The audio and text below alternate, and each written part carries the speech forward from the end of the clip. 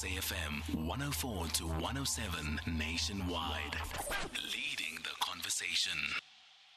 If you think you cannot afford a lawyer, think again. Clientele Legal has made professional legal services affordable. You receive up to 745,000 rand worth of legal services per year. Our range of plans include cover for you, your spouse, children, and extended family. Plans include cover for civil, criminal, and labor-related matters. Whether it's protection orders, gender-based violence, uncontested divorce, or poor service, your Clientele Legal lawyer will be there to assist you. Our services are convenient. Simply pick up the phone and call your lawyer or send us an email and we'll get back to you.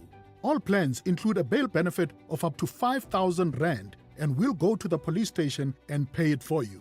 Plus, Clientele Legal offers you 24-hour telephonic legal advice. SMS SAFM to 32195. That's SAFM to 32195. Clientele General is an authorized FSP and licensed non-life insurer. T's and C's online. Standard rates apply. Amakhosi want to display a winning performance in front of their home fans. Meanwhile, the big boys from Kolwezi target away goals to return to DRC with happy hearts. This is the second leg of the second preliminary round of the CAF Confederation Cup. Witness Kaizer Chiefs versus AS Simba this Sunday, 26 October at 2:30 p.m. Live on SABC Plus and SABC2. Proudly brought to you by SABC Sport. For the love of the game.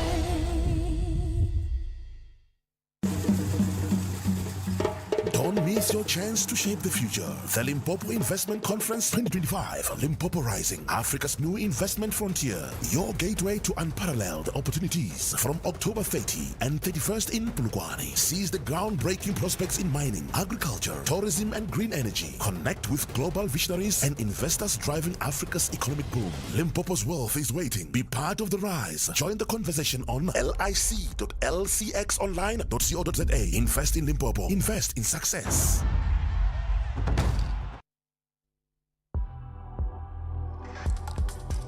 The National Pulse with Ashraf Garda on SAFM. You're listening to the National Pulse. Weekdays, 3 to 6 p.m. Okay, just so you know, I've had many people saying, where were you yesterday? So I was at the annual Percy Koboza lecture. I was moderating there, and it was fantastic to be there, and I'll maybe have a chance to tell you about that later on. But I'm back, and I really appreciate your concerns about where I have been. Now, there's a lot that's happening. The Tony Yengeni story is significant. Not only has he joined the MK party, he's the second deputy president, parachuted into that senior position within the party. But for us, you know, it's been this double header all over the last few days between the ad hoc committee and the Madlanga Commission. Let's, in fact, get right straight then to the ad hoc committee, where you hear the voice of the former police minister, Becky Cele. Madlala. Yeah. Yes, and he's telling you that. But I don't know. I've seen him getting the bail now and again. I've read that he has been arrested in London, but he still gets the bail after bail after bail. So, yes, and stories how he gets the bail, that somebody was paid for the bail and the police knew that he was going to pay so long he pays that person. So I don't know. I don't know Mohotsi either. I only know that he comes from Mahikeng. This thing, it might be an issue, remains a suspicion to me, that is got to do with the processes of the African National Congress CAM conference. But a person who can affirm what's an issue is a person who wants me arrested using this 2012 and sending these things and promising Madala that I'll be arrested soon. So that's a person that can explain. Yeah. Mine could be the suspicion that maybe the suspicion that I'm not supporting the cause of somebody becoming a president or deputy president. Maybe I'm supporting other people. That one is mine. I'm not going to tell you.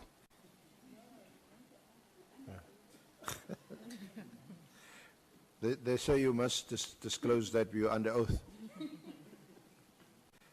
let's just move on. But you meet Matlala again in March. On the 18th of March, you meet him at Zimbabwe Estate, also in Durban. Indeed. And then you go on to say at paragraph 77, initially believed we were meeting at his residence, but I later learned that Hlangwani Morgan Maumela owned the property. Mr. Maumela is currently the subject of an investigation by the Hawks and the SIU concerning the extraction of 2.3 billion from Tembisa Hospital. Okay. At the time you say of the visit to the you were unaware that it was actually belonged to Mr. Maumela.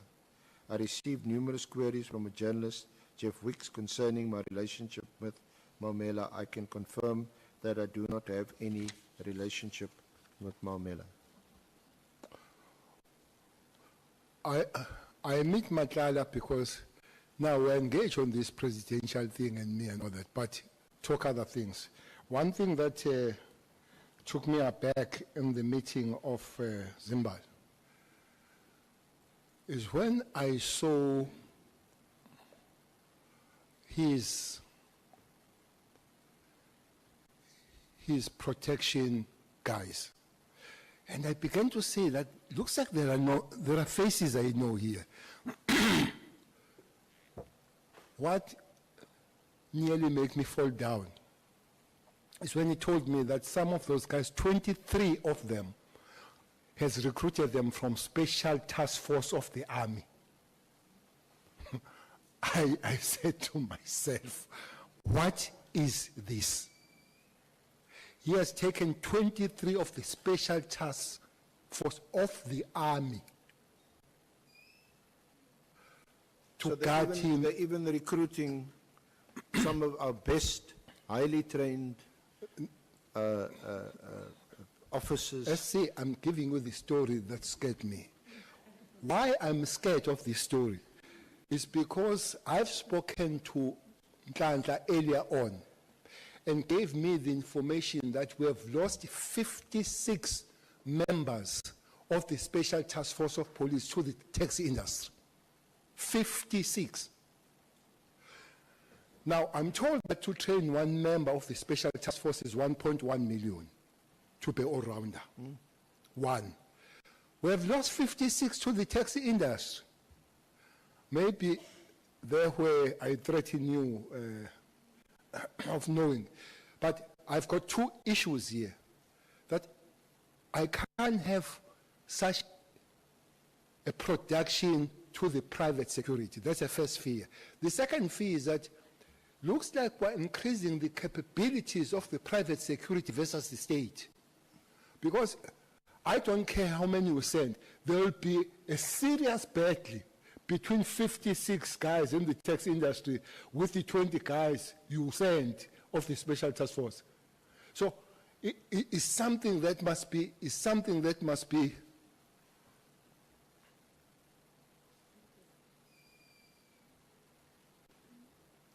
Yes, General?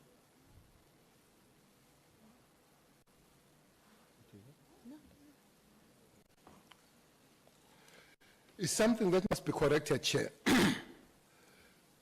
Indeed, Masimula and me, we engage the taxi guys in KZN to say, bring back our men. They say, we pay them better. We pay them better. Talk to them. I say, guys, can you go back home? They say, Minister, we love the page. National Commission, we love the page, but we don't eat the page. Maybe that's one thing that we'll have to see what we do with our people that have high capabilities so that we keep them in a proper way. Maybe that's one case that as legislators will deal with. So I go back, Commissioner and I will go back and we discuss. We say, Commissioner, we have a leeway here of dealing with this 56. We had 3 meetings with them. The last meeting was an HR where we were preparing to bring them back. Not all of them that came back, but a big chunk came back. The leeway was that Special task guys, both army and police, they have a special allowance. The special allowance is started same level, both of them at 6,000 some years ago. Soldiers have moved to quite a high, I don't know whether to say the figure where they've moved. They've moved there as a special allowance. And the police have stayed there at the bottom. So we agreed with the National Commission that move them up where they are, which is more than 20,000 from 6,000.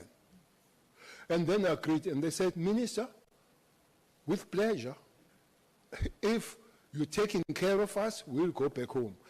By the time I left, so they were being processed, quite several of them, they were going back to the police. Well, I heard Minister Mkhunu said he has fixed the matters of the special forces. No, that process started when Kele was there. But it was going to start with special forces, goes with the NIU and the CATS. CATS are not too many, and then goes to the TROT, that few that are still there. Now, with that process, SC, comes information that 23 of the army now are in the payroll of a private guy called Matala. Anyway, I began to see them at the funeral, Honorable Malema. I began to see them at the funeral where we were together. I said, I know these voices, but at that funeral there were more guns and flowers. Which funeral is that? That was Mswazi. The guy called Mswazi Mnisi, who was a taxi guy. So there were more guns and flowers. And I said to them, what is everyone you were hitting? It's Guns and Roses. Maybe, but there were more guns. So because he was a big guy in the taxi industry, many of taxi guys, they came with helicopters in that funeral. They did not drive. Honorable Julius will remember, there were many helicopters. I asked some of them, why did you use helicopters? They say no, because he was buried in his farm, you had to drive through the bush.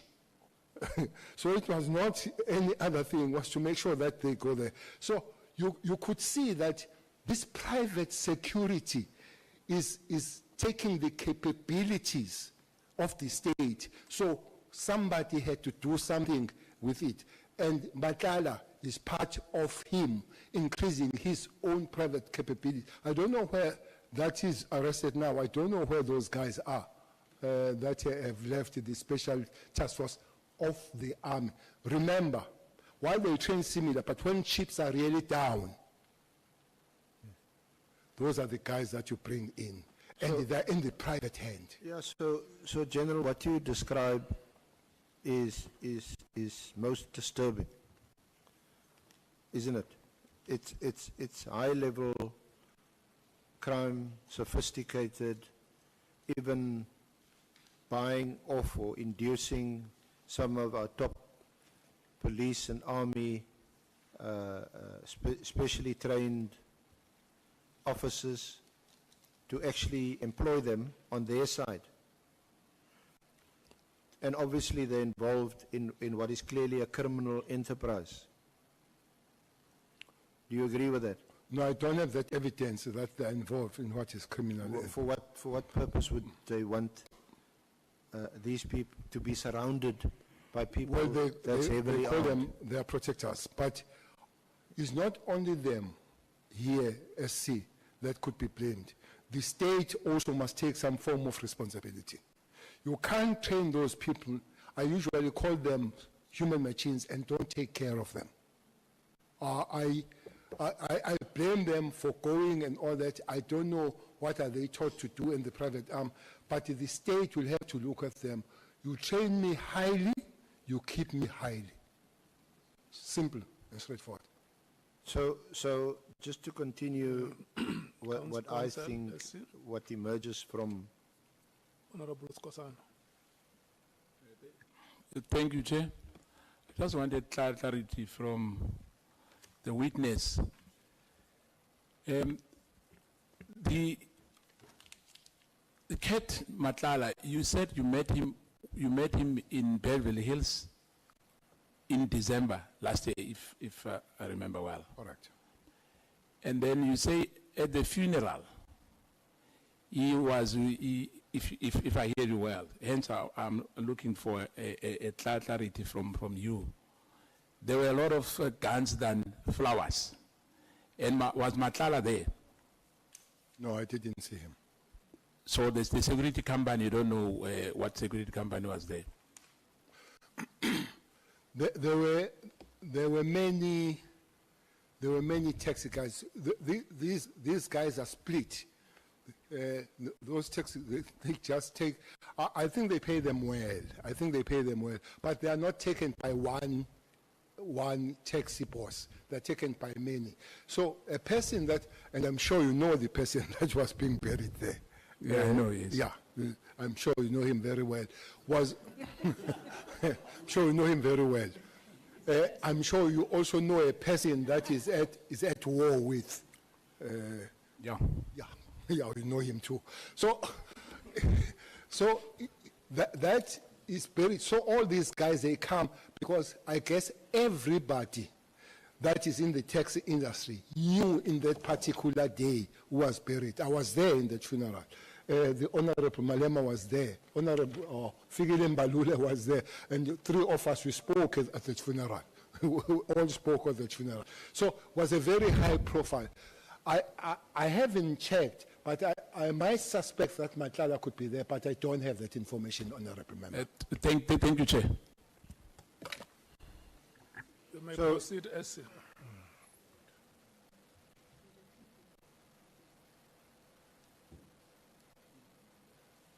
Thank you, Honourable Chair. So, Minister, you seem to suggest that it's understandable that some of these initially or former police officers, military officers, highly trained, at 1.2 million rand a shot that taxpayers spend on training them, that it's understandable that they cross the floor and go and work for these syndicates because they get more pay, and that, are you saying that we should, to stop this, we should pay our officers more? Is this one of the ways in which we can stop this criminal activity? And why do you, I think you also mentioned that that you went back to actually negotiate the return of some of these officers back, to integrate them back into the police force. I would not agree with you. A huge risk. I would not agree with you that they work for syndicates. Especially the police task force are recruited by the taxi industry. Those are not syndicates. There might be a lot of criminality there, but to call the taxi industry syndicates, having not have that information, will be a problem. There is one thing I know with the taxi industry, is a lot of death and a lot of guns on it. I said I was a provincial MEC for transport. I spent a lot of time dealing with them. So I would sit with you here, SC, have a meeting, and then I say tomorrow we'll come back and finish the meeting, and your chair will be empty. Next day, your chair will be empty because you are gone forever. So that's what happens with that industry. Anybody who understands that industry is a brutal. There is a question they ask there. If you want to buy taxis, do we have a stick to protect the job? That's a gun. So if you are going to be in the taxi industry, you must have a gun too. That's how it goes. So I would not then say taxi industry are syndicates, But I wouldn't say that those recruited by those that are associated with syndicates like Matala are not abused and used for that. But I would not sit here and say taxi industry guys are syndicates. May we take Honorable Malem? Minister, you'll agree that there is a difference between personal protectors and inkabi. Because when a person is employed to look after you as a high profile or a taxi person, that person does exactly that. And there are people who are hired to kill people. And that is the purpose of hiring inkabi for that purpose. Am I correct? You are correct, Honorable Member, but it does happen that the very same protectors are used sometimes as inkabi and come back to their job.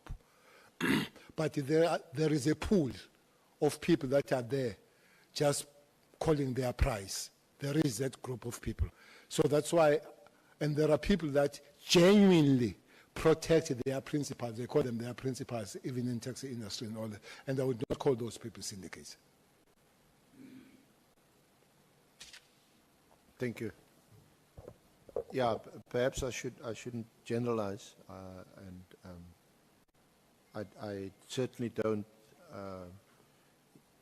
or didn't intend to portray the whole of the taxi industry. They are organized. We know here in Cape Town anyway, where I stay, there's two, Codeta and Codesa, and the two organizations. So they are organized. But obviously it would be irresponsible to say they're involved in organized crime. They are however involved in a fierce battle, but they do also a great public service transporting our people. But it was more in the context of this picture that this narrative that comes from your evidence, that you meet this high-powered guy in December, a guy, just knows about this raid with one of your top, when you were minister, one of your top policemen, General Kumalo, wants you to do a favor, and then you meet him. You've read this article about him, and clearly I think you had agreed that it doesn't paint a nice picture about him, at the very least. Raises suspicions. I would agree. And then you go to a funeral, and then you go to Zimbabwe, and then you didn't know that this is another, well, according to the media anyway, notorious person's house. So Minister, you either you unwittingly, unknowingly are drawn into this web of dark criminality, or you go in there with your eyes open. Which one is it? Let me again put some light on it. Funeral has got nothing to do with Kat Matala. So I didn't go to the funeral because of Kat Matala and all that. It was Mr. Mnisi, called Swazi, who died in hospital. So because I have worked with him in dealing with the problem of taxi industry. So as a person I know. So it's got nothing to do with Matala at that particular time. Though I have learned, SC and Honorable Malem, that his security has also looked after Mswaz of Kat Matala. Okay, we'll pause on that and we'll certainly get back to Becky Cele as soon as we can at the Parliamentary Ad Hoc Committee. But we need to get up to date with what's happening in South Africa and around the world. Here's the news heads with Ontela. Thank you, Ashraf. On the news headlines, former Police Minister Becky Cele has told Parliament's Ad Hoc Committee that he was told a meeting did take place between Police Minister Senzo Mchunu, who is on special leave, Brown Mokhotsi, and Vusumuzi Kat Matlala. Former ANC Chief Whip Tony Yengeni has joined the Umkhonto weSizwe party and has been appointed as the party's second deputy president. MK party leader Jacob Zuma has made the announcement at a media briefing in Durban. And the Ukrainian President Volodymyr Zelensky has urged European allies to approve plans to use frozen Russian assets to fund Kyiv's war effort following Moscow's invasion. A full update follows at the top of the hour.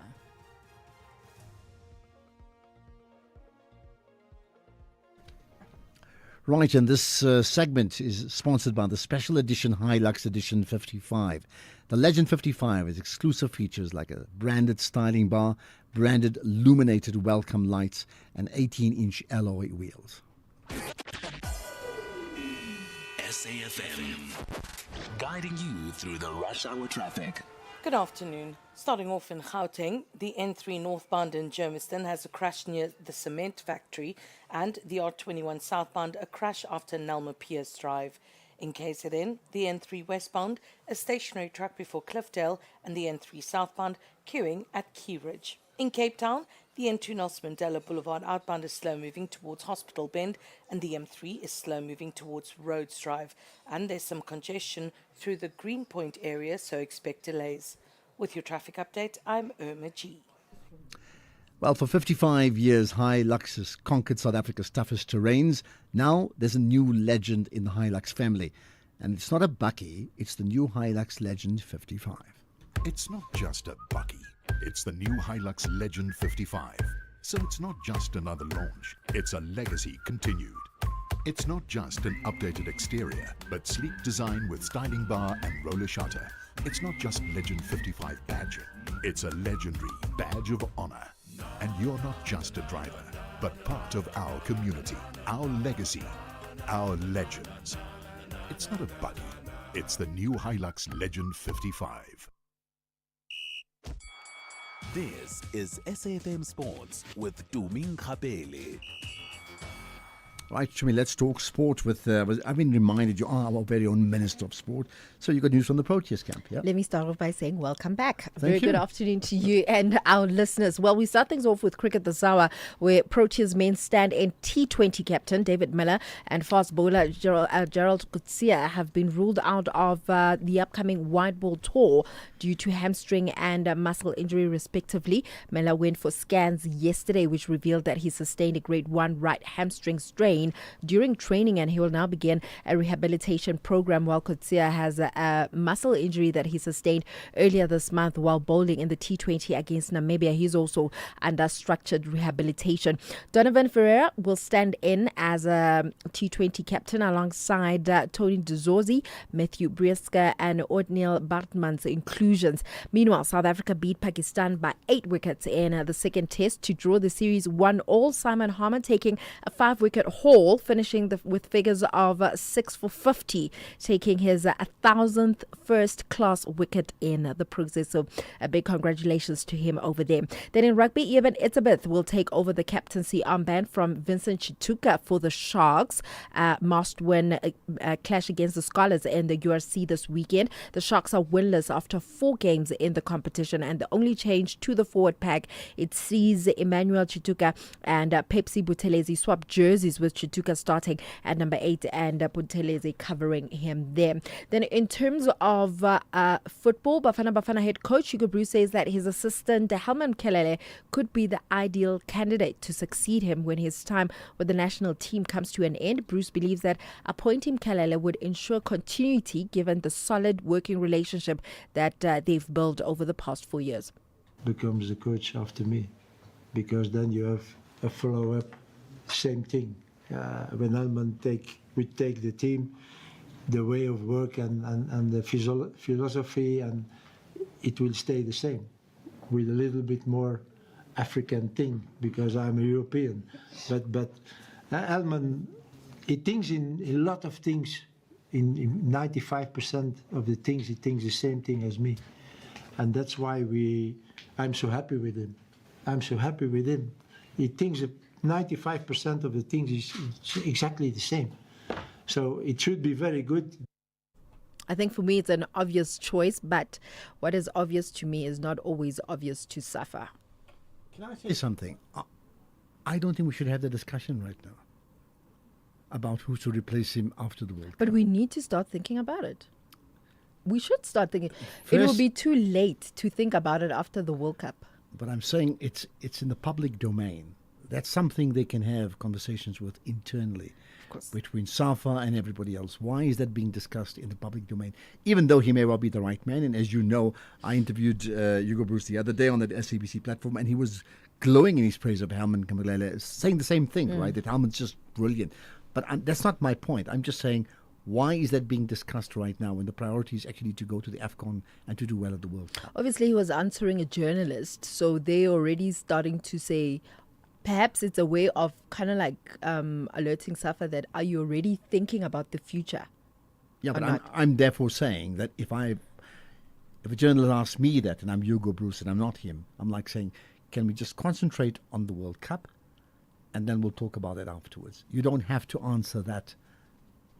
I don't think so. That's just my personal opinion. It just puts unnecessary pressure on the who and the what and the where, and why would you need that? And I said so before, too many distractions have affected teams during World Cups, and you don't want to have that distraction. That's what I think. Gotcha.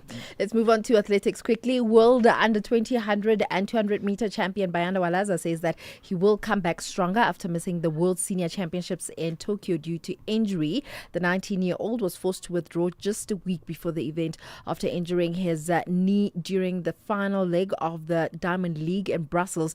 Walaza had qualified for both the 100 and 200 meter and was also expected to play a key role in the 4x100 meter relay team, but was replaced by Sinesipho Dambile. I'll have more on other sports in the next hour. Okay, perfect. And the future of...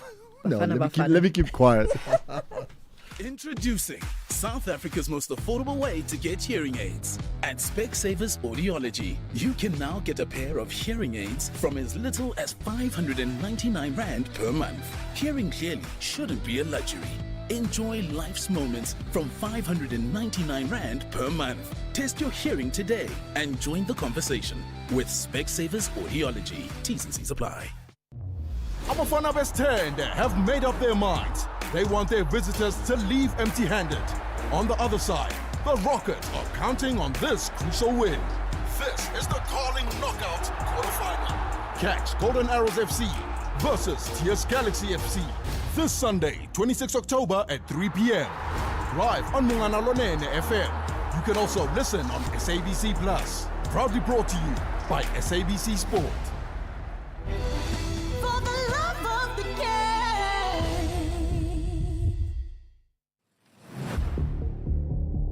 This October month, SAFM focuses on cybersecurity awareness. As we live more of our lives online, staying safe in the digital world has never been more important. From spotting cyber threats to protecting your personal data, SAFM brings you the conversations that empower you to stay secure.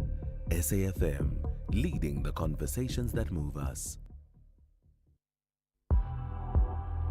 X at SAFM Radio and at Ashraf Garda. Right, I'll tell you what the plan is. We will we'll take calls not quite now, just after the news at 4 o'clock. That's the plan, unless things change, because the nature of what's happening nowadays, things can change in 5 minutes, right? So make a note of the number, 086 000 2032, and then to call and to WhatsApp, text or voice note, 0614 104 107. You got that? 0614. No, let me say it again. 0614, yeah, 104 107. Right now, let's get back. And I'll take your calls later, but let's get back now to Parliament's ad hoc committee. And as always, today you've been hearing the voice of Becky Cele. Matlala. I met Matlala in December. So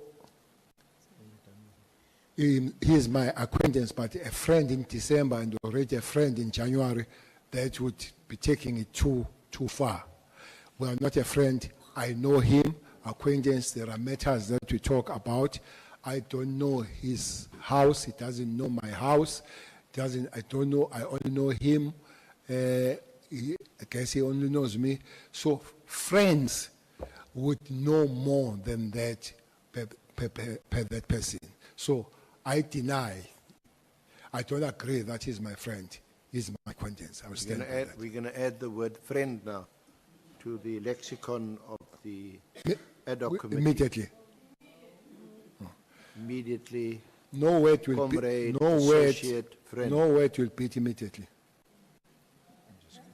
So, so General, just on the Medicare 24, sorry, contract, I think we covered much of it already, but that contract, or that, yeah, the tender was awarded on the 18th of June 2024, and that was shortly after your tenure as Minister of Police ended. Correct. But you had no role in the award, the award of the tender. I know nothing, not only that, I know nothing about supply chain matters in the South African Police Service. I mean, you don't sign off on the award. It's the National Commissioner who signs off on the It's award. a national commission. who And signs. that's after evaluation, Yes. adjudication, Adjudication and the all that, award. yes. Ministers don't sign on tenders. Then, just second, lastly, the allegation that you tried to push out Lieutenant General Khumalo,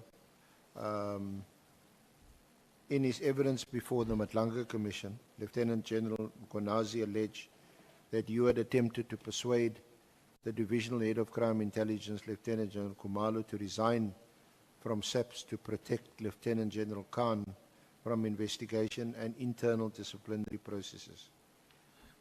And these allegations are outlined in an article which is annexed as BC 11.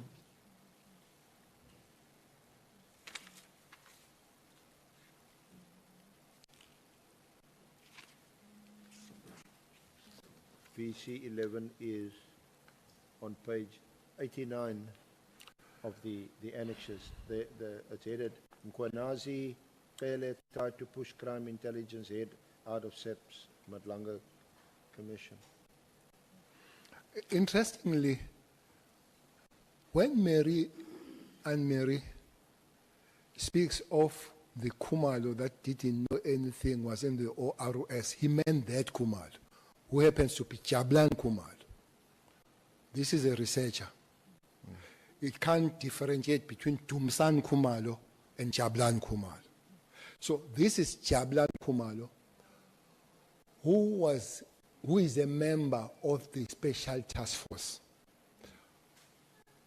As a brigadier, he came to head ORS after Mkhwanazi has been promoted. After Mkhwanazi has been the acting national commissioner, so he came here. So there were issues that were raised, by the members of the Special Task Force to say things aren't going very well. They say they were not assessed, they were not getting training or raising things.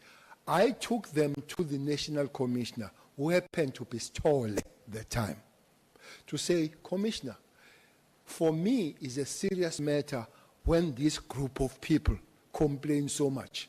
This is not the group of people that needs to complain, because when chips are down, those are the people that you revert back to them. So, but they were complaining about Khumalo and all that. I must say, in my stance with police, both as a national commissioner and the minister, I've buried one member of the Special Task Force. SC, by the way, that's one thing with the South African police. You bury every weekend. Those guys are dying. Police are dying. The sad thing, they die young. After establishing this SAPET Education Trust, it was after the funeral I attended at Kraaifontein as a national commissioner, where a police officer we're burying was 23. The wife standing on the open grave was 19. in her arms was a three months old. I said to the management, let's do something. What happens to this kids? Look, this guy is only the year. To accumulate anything in the South African police, at least you need to take 10 years. They die zero. It is on that score that the management also has agreed, SC, to give what we call a special death grant, so that there is something that the junior you are, actually it goes to the juniors, it doesn't go to generals, and it goes, because if you die first year, second year on the job, your family have just said something good is happening in this house, and boom, they don't know how to bury you. So we came there with that policy in the South Africa to say, junior you are help, so that there are funerals and all that they take care of. But the kids, it's that if you die on the line of duty, they must take you to school. That education trust must take you to school at least until the junior degree. That's what happened. I think there are close to 2,000 kids now that have been taken through. We wanted to make it independent, that not to be run by the police. Hence, its first chairperson of the trustees was Mkhatshwa, Smangaliso Mkhatshwa. We wanted eminent South Africans. Was Mangaliso Mkhatshwa, was Judge Mohoro, was Chaka Chaka. Those were the first person whom Pierre came and fired them. Okay. As she claimed that he started the subset, she didn't. She found it there.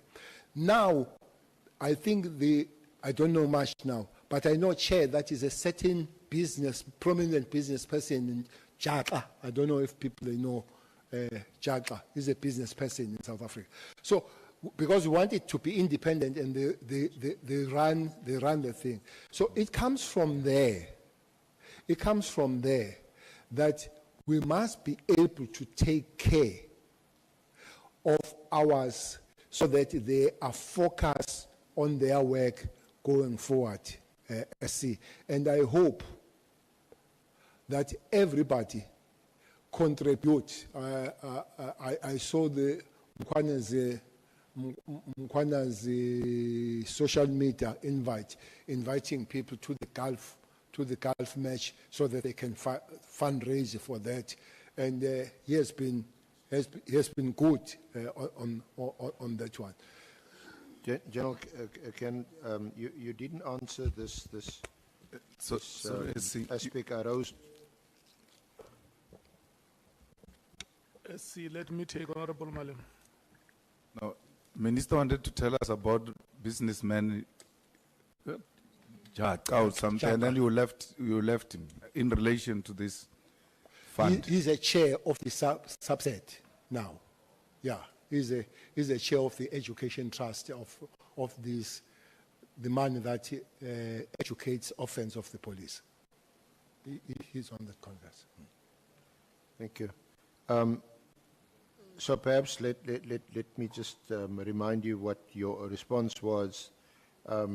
The allegation by Lieutenant General Konazi that you tried to get Lieutenant General Kumalo to resign in order to protect Lieutenant General Khan. Let me respond to that. Yeah, you said that the allegation is without merit. The Premier of Gauteng approached me to see if I could recommend someone from SAPS for a key high-level position in Gauteng related to safety and security. I considered Lieutenant General Kumalo because he had worked well together and I was well aware of his capabilities. I approached Lieutenant General Kunazi to inquire if he had any difficulties with me approaching Lieutenant General Kumalo concerning this position. The insinuation that I sought to approach Lieutenant General Kumalo to protect Lieutenant General Khan from investigation is unwarranted. At the time of my discussion, which took place after I was no longer Minister of Police, I was unaware of the internal processes within SAPS and that Lieutenant General Khan was undergoing disciplinary processes. Moreover, there's nothing sinister or unlawful about me inquiring whether Lieutenant General Khumalo would be interested in a position in the Gauteng government. Okay, we'll just pause. I know there was a response coming. We'll get back to the ad hoc committee as soon as we can. This is the National Pulse. My name's Ashraf Garda. You tuned in. I'll take your calls. I'll take it shortly after the news at 4086 000 2032. And then you can WhatsApp, which you can do right away, in fact. And we'll bank it. 0614 104 107. 0614 104 107. Welcome to the show. Danny Esther, or should I say the Tupperware Tony? How's business going? Business is booming. I've been operating out of the boot of my car for 10 years, but shame, it couldn't keep up with my growing empire. Okay, so you sold it to We Buy Cars? Yes, quick. Sold my old one, bought a bigger one. I even sold some of my Tupperware to the friendly guy who picked up my car. Stick to what you know best, eh, Tony? Excuse me? Never mind. We Buy Cars. Geared for your business, geared for you. After a 5-1 victory away from home, 2016 Continental Champions Masandawana want to triumph with an avalanche of goals on their home soil, while the Sky Blue Stars of Nigeria refuse to give up without a real fight. This is the second leg of the second preliminary round of the CAF Champions League. Catch the thrilling encounter, Mamelodi Sundowns FC versus Remo Stars FC, this Sunday, 26 October at 2:30 p.m.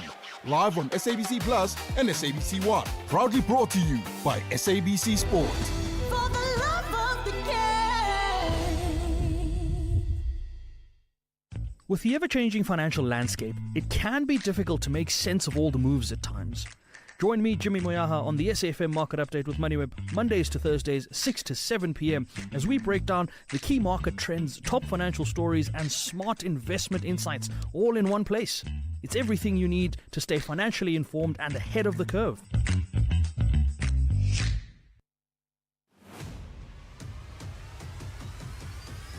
Ashraf Garda is streaming live now on Facebook, YouTube, and X at SAFM Radio.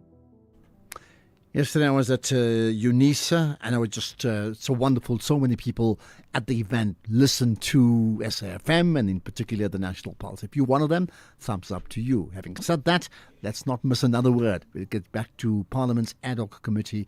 And again, you're hearing the voice of Becky Cele. I'm not. Though I was a national commissioner, people saying this national commissioner who is a civil. I'm not a civilian, by the way, I'm a soldier.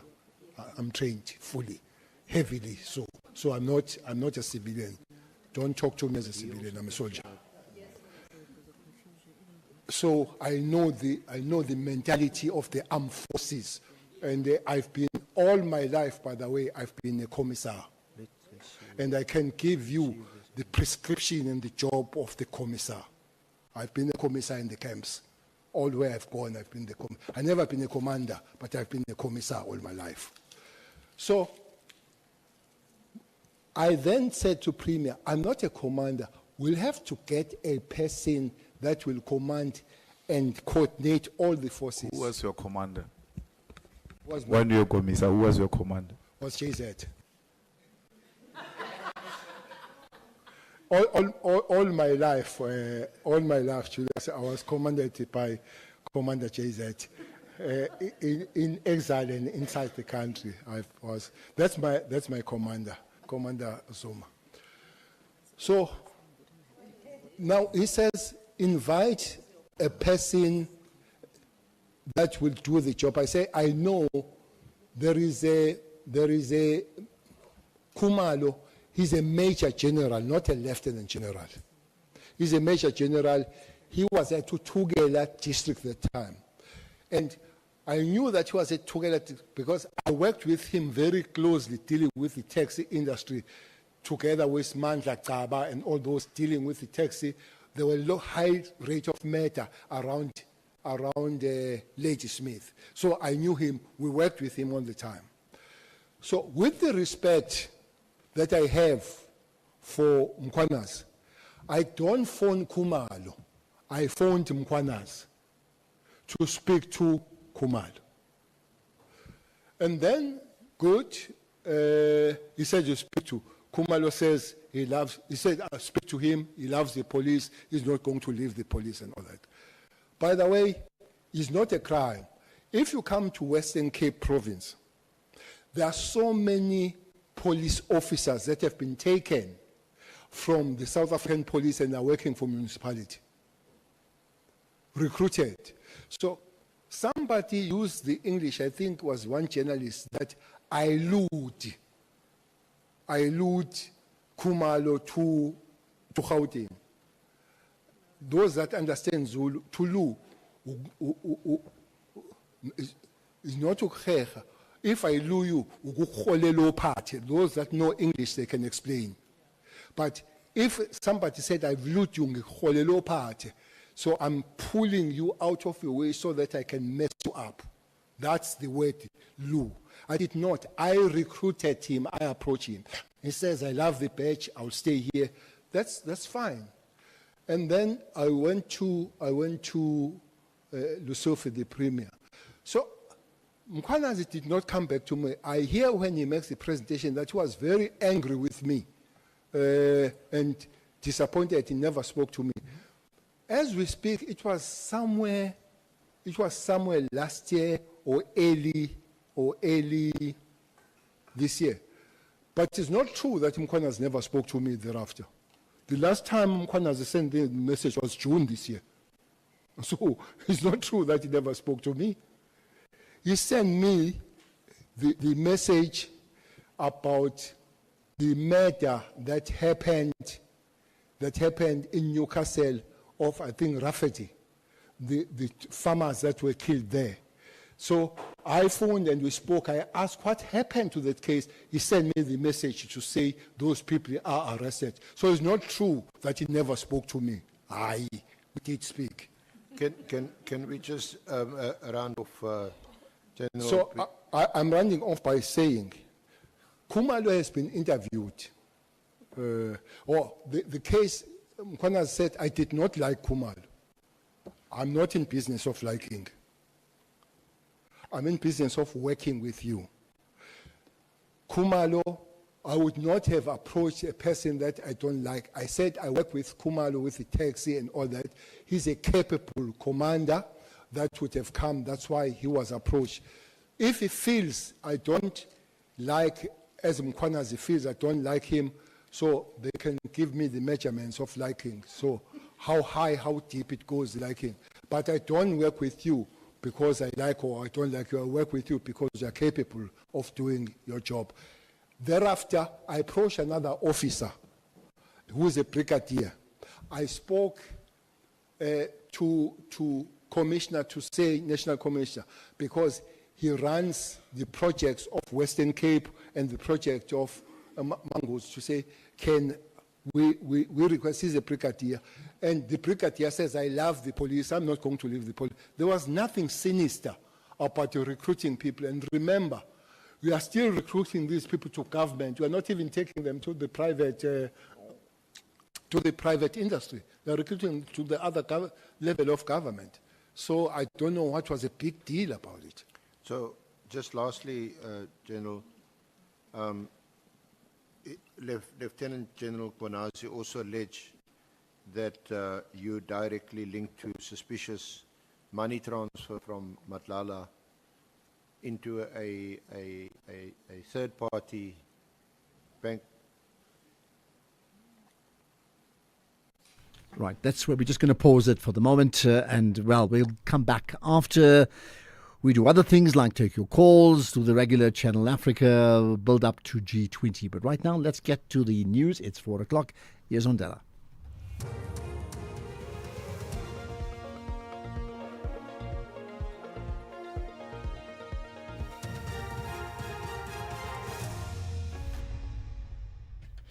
Thank you, Ashraf. On the top stories, 6 of the learners in the Milnerton High School bullying matter granted bail. Ngcele confirms a meeting took place between Mchunu, Mokgotsi and Matlala. For SAFM News, I'm Ondela Mbana, and a very good afternoon.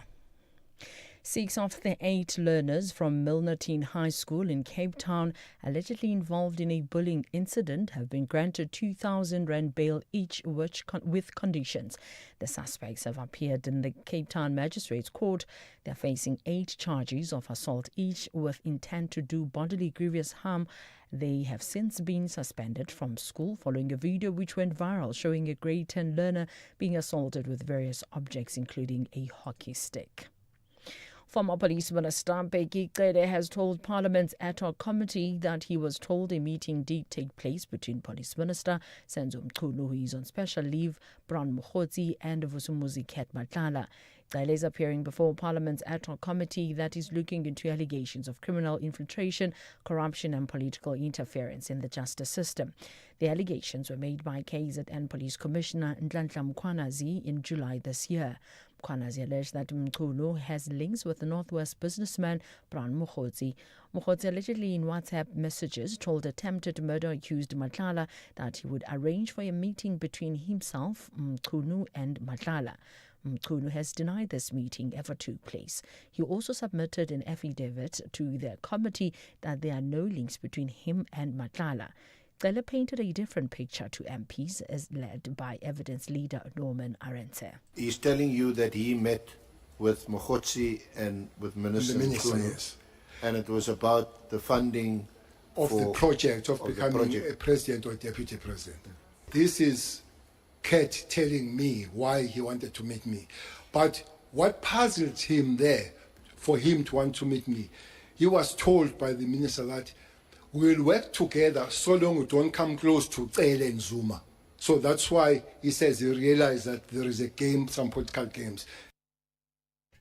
A suspect arrested for the tavern shooting that claimed the lives of 5 people at Izitobeni in Bronkhorstspruit earlier this month is appearing in the local magistrate's court. 6 other patrons were wounded. 2 men entered the premises and demanded that one of the patrons hand over his firearm. A scuffle ensued and one of them fired randomly at patrons. The suspect faces 5 counts of murder and 6 of attempted murder. Former ANC Chief Whip Tony Yengeni has joined the Umkhonto weSizwe Party and has been appointed as the party's second deputy president. MK Party leader Jacob Zuma has made the announcement at a media briefing in Durban. He says John Hlophe remains in his position as deputy president but will focus on party's parliamentary work. Zuma says the party's growth led to Yengeni's appointment. The cadre who took a decision to leave the country as a young man, to go and prepare himself to fight to free the black South Africans in South Africa. Indeed, he did everything that was supposed to be done. And he added the political education. And he has remained a very solid leader, solid cadre. Ukrainian President Volodymyr Zelensky has urged European allies to approve plans to use frozen Russian assets to fund Kyiv's war effort following Moscow's invasion. This appeal is being discussed at a summit of European leaders in Brussels, Belgium, where most of the assets are held. Zelensky had earlier welcomed the U.S. decision to impose sanctions on Russia's 2 biggest oil companies, saying it would increase pressure on President Vladimir Putin. Zelensky also hopes the U.S. will eventually supply Ukraine with long-range Tomahawk cruise missiles. Tomahawks, it's a very sensitive decision, but it's like sanctions before. It was unbelievable, but now we see the decisions on these energy sanctions. And that's why I think with long range we will have the same decision, but it depends on American side. Recapping the top story, 6 of the 8 learners from Milnerton High School in Cape Town, allegedly involved in a bullying incident, have been granted 2,000 rand bail each with conditions. I'm on Dilambana for SAFM News Headlines at 4:30.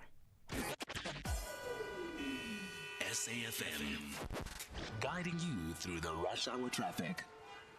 Good afternoon. Starting off in Gauteng, the N3 northbound in Germiston has a crash near the cement factory, and the R21 southbound, a crash after Nalma Pierce Drive. In KZN, the N2 southbound, a stationary vehicle before the M41 gateway exit, and in Cape Town, the N1 outbound, slow moving towards Plattekloof, and the M5 southbound, slow moving towards Racecourse Road. With your traffic updates, I'm Irma G. In sports this hour, Norkia back to lead much-changed Bulls, and we talk to an athlete who is going to run the world's deepest marathon. More details at 4:30. This is Lungi on any other regular day. This economy makes me post once a day.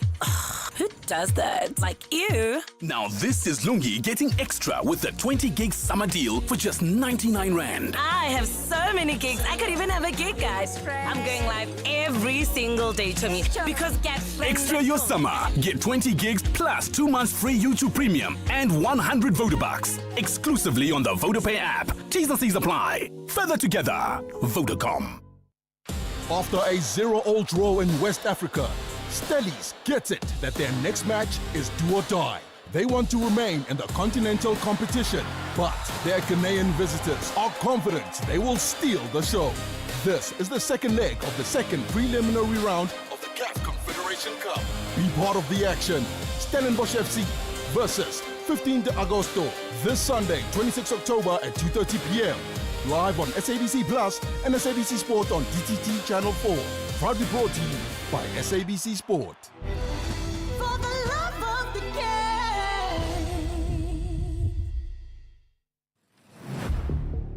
Gender-based violence is destroying lives and tearing communities apart. It happens in homes, in schools, at workplaces, and too often in silence. But it doesn't have to continue. If you see it, speak out. If you are hurting, reach out. Because doing nothing is not an option. Listen to all 19 SABC radio stations for hard talk, discussions, advice, dramas, educational shows, and interviews around GBV with experts, survivors, lawmakers, and a whole country affected by gender-based violence. All on your favorite SABC radio station. Call 0800 428 428 to report abuse or get help. GBV, it ends with you. This message is brought to you by the SABC. The National Pulse with Ashraf Garda on SAFM. You're listening to the National Pulse, weekdays 3 to 6 p.m. Right, for the next 20 minutes or so, we'll do other things. We're going to do the regular countdown to G20, which is now, well, weeks away, right?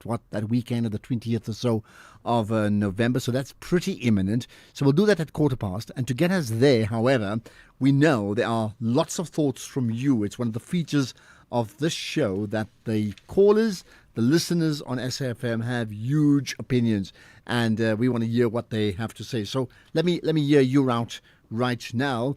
I'm going to play some of the WhatsApp comments, and there's been many of them. Let's just pick that up. Let's do this. Here's one or two, and first one about a significant day in history. Afternoon, Ashraf. The date 6 July 2025, the day General Ndlandla Mukhwanazi made a press briefing, will be in the history books of South Africa. He really saved this country. We thank him a lot. May God bless him abundantly. Shortis Njolen Mafefe Limpopo. Thank you. Hi, Ashraf in the SFM. Ashraf, I just, asking myself why these ANC people keep on changing the names. The names of the road and the streets in town, especially in Joburg, they change in Bree Street, giving to their own people and so on. Why didn't they just go into the little towns like Groblersdal, Marble Hall and others, and extending that town, make it like beautiful, and then naming it the street there? Why should they just change in Prechipi? It's not theirs. They didn't even contribute anything for that town. But really here, they go. Okay, there we are. Why don't they go to their own towns? I'm just trying to understand. I'm not suggesting that they must change every single name. I'm also not suggesting that they mustn't change it. I'm just puzzled by just your thoughts around the why. I mean, actually, who is Bree Street named after? Just think about it. Elof Street in Joburg. Good afternoon, Ashraf and the listeners to the show. Ashraf, The word for the day is immediately. It depends on how they use it in Parliament. Ashraf, I did not believe Belikele as a police minister until he had to remove his head today and tell us the other side of the stories. As South Africans, we are under siege. Branma by Proteacland. Thanks for the great show. We are under siege. Becky, how's it coming across?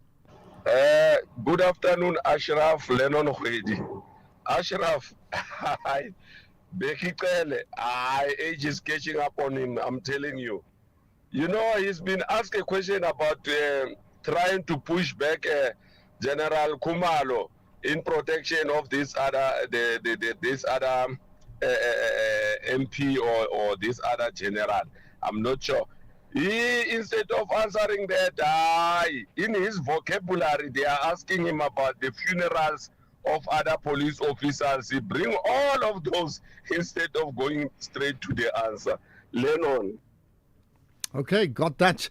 Well, I'll tell you what, okay, and I mean, many people have views about Becky Cele, so you've had views about him before, right? But how's he coming across today? In terms of his facts, in terms of his style, in terms of his mannerisms, how's he coming across? How convincing is he? Good afternoon, Ashraf and the team and the listeners. It's Robert from KZN Mutu. I just think Mr. Taylor has thrown the minister under the bus, especially with the disbandment of the team that was working under Mkwanazi. I think everything that he did, that guy was illegal, and he certainly had an agenda to protect the criminals. That's now becoming very obvious. Thanks. Is it that obvious? Why is it that obvious to you? Good afternoon, SA family. The general is tingling himself up because he likes to talk too much. And now he's giving away a lot of information that was not needed, but that is sufficient for the MPs to ask him and for others to be also implicated. Thanks to SC from Tsietsi, Sonland Park. Okay, here's a person very supportive of Becky Cele. Afternoon, Ashraf. This is quite interesting, man. Yes, I like what Cele is doing now. This is not just more about Mkwanazi or Kumkunu. This is a broad saga. People must just relax and wait. And I wish those who were against this commission now have seen the light now. This is Mr. Nduta from Western Cape. Thank you, man. Okay, well, we thank you for listening and thanks for contributing. Here's another. Keep it coming, certainly with the voice notes, because we can play the voice notes even when we have short breaks with these various crossings that we do, right? South Africa is a banana republic. No, I didn't say that. That's Morena. South Africa is a banana republic. Thugs and thieves are running this country under the ANC.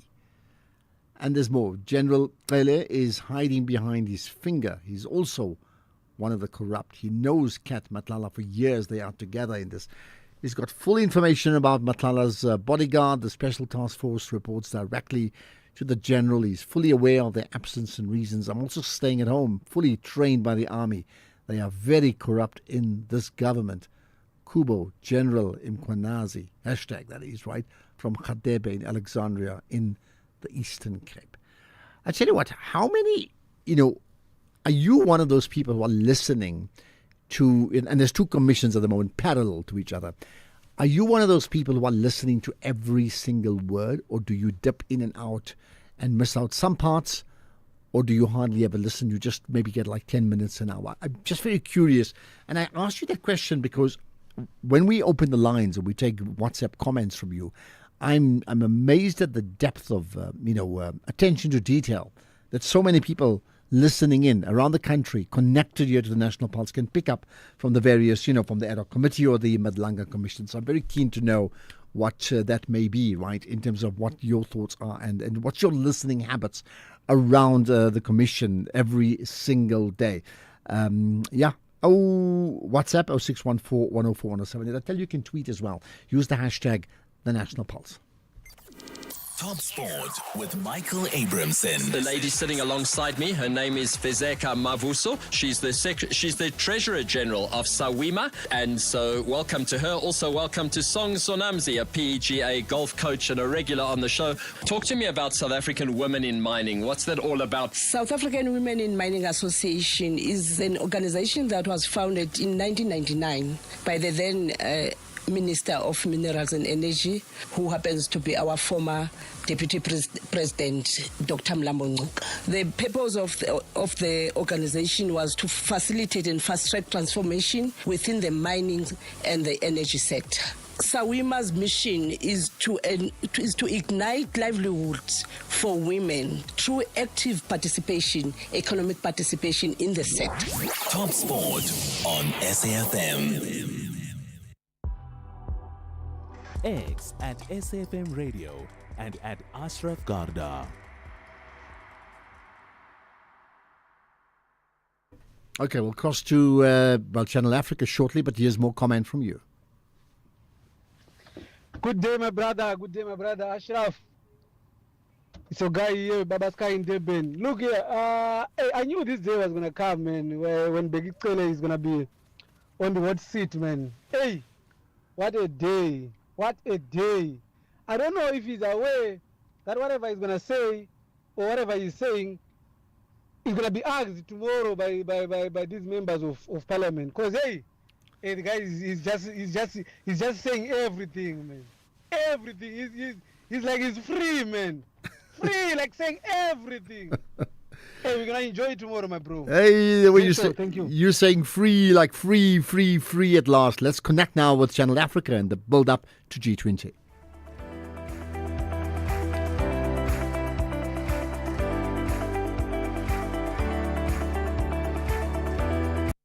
G20 in Africa, exclusive to Channel Africa and SAFM, championing Africa through solidarity, equality, and sustainability.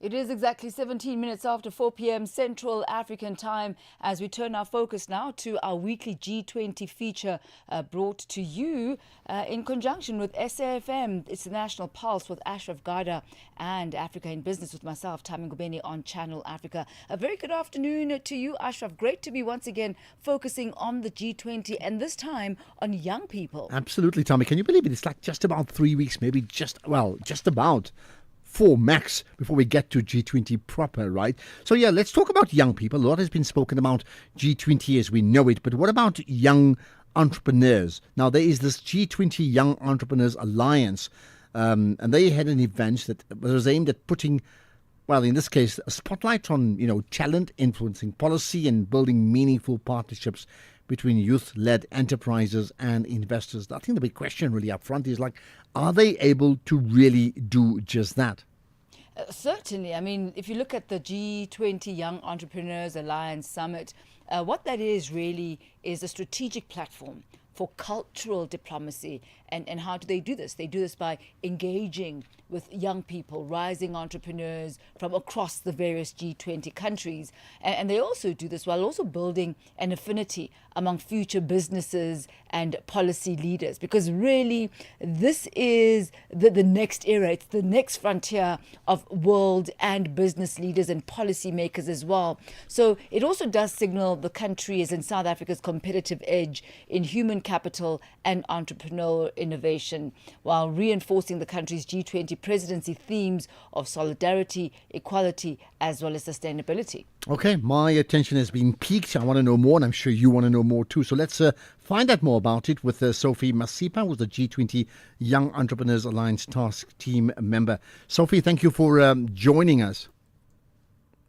Tami, Ashraf, good afternoon. Thanks so much for having us on. Thank you. So something we already mentioned in the intro, right? So when we talk about G20, that's one thing. But what is the G20 Young Entrepreneurs Alliance? And very importantly, how does this alliance align itself with the broader G20 as we would know it? So we are actually a collection of organizations from around the world, especially across the G20 countries. So we follow the same model, which is now 20 plus 1 with the African Union. I'm currently the African Union Sherpa, and the presidency is held by my colleague in Nigeria. So we follow the same structure, young entrepreneurs. Generally, it's built also from business chambers, so youth business chambers. So we are endorsed by the B20, endorsed by the G20, but we're slightly independent. So we have members who pay membership fees across the world. Different countries recruit differently for the different fora.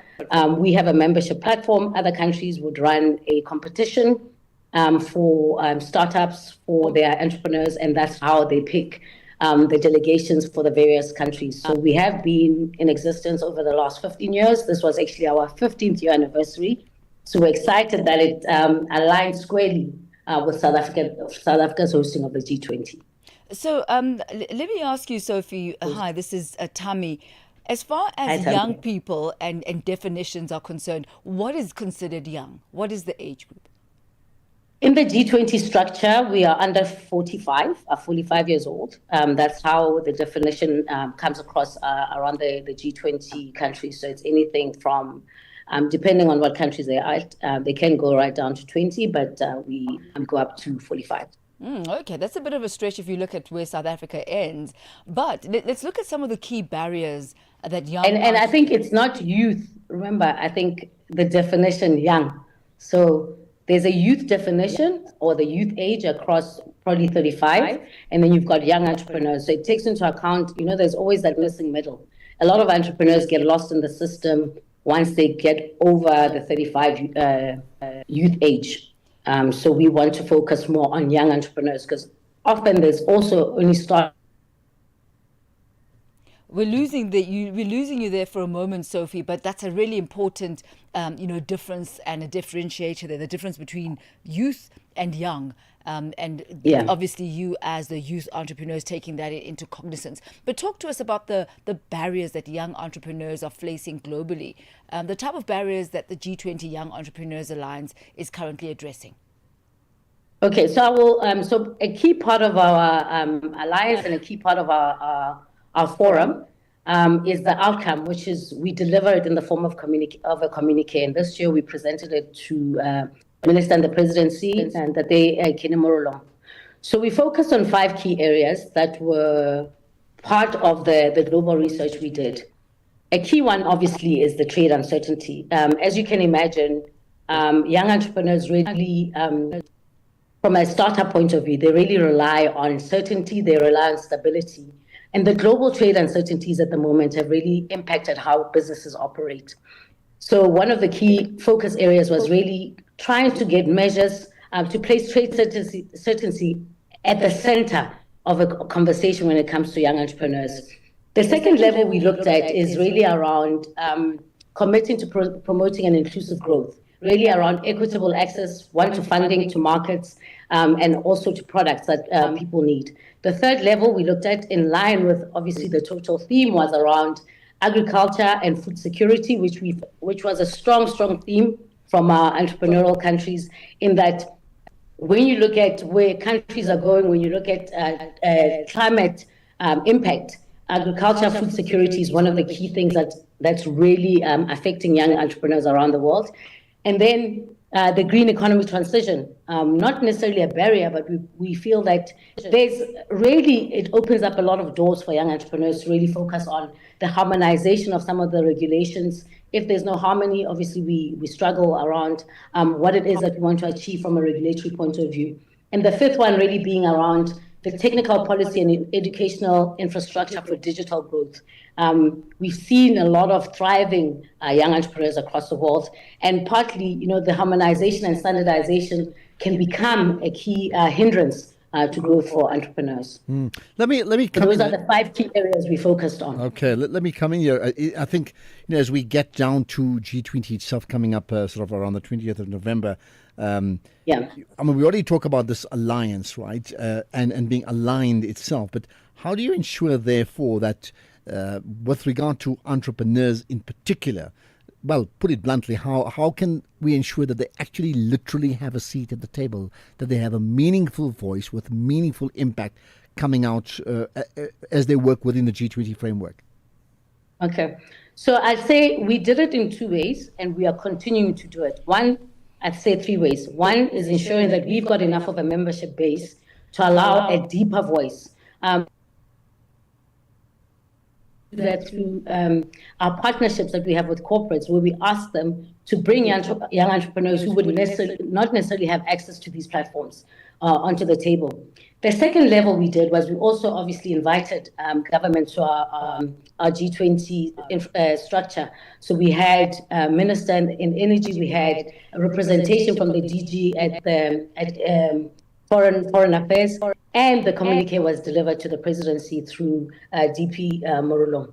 So that's the first level. The second thing we did at the forum was to ensure that we have representative voices, one from the B20, one from the Y20. So we don't see this as a competitive platform. We see this as a collaborative platform for young voices across South Africa, across the continent, and across the world.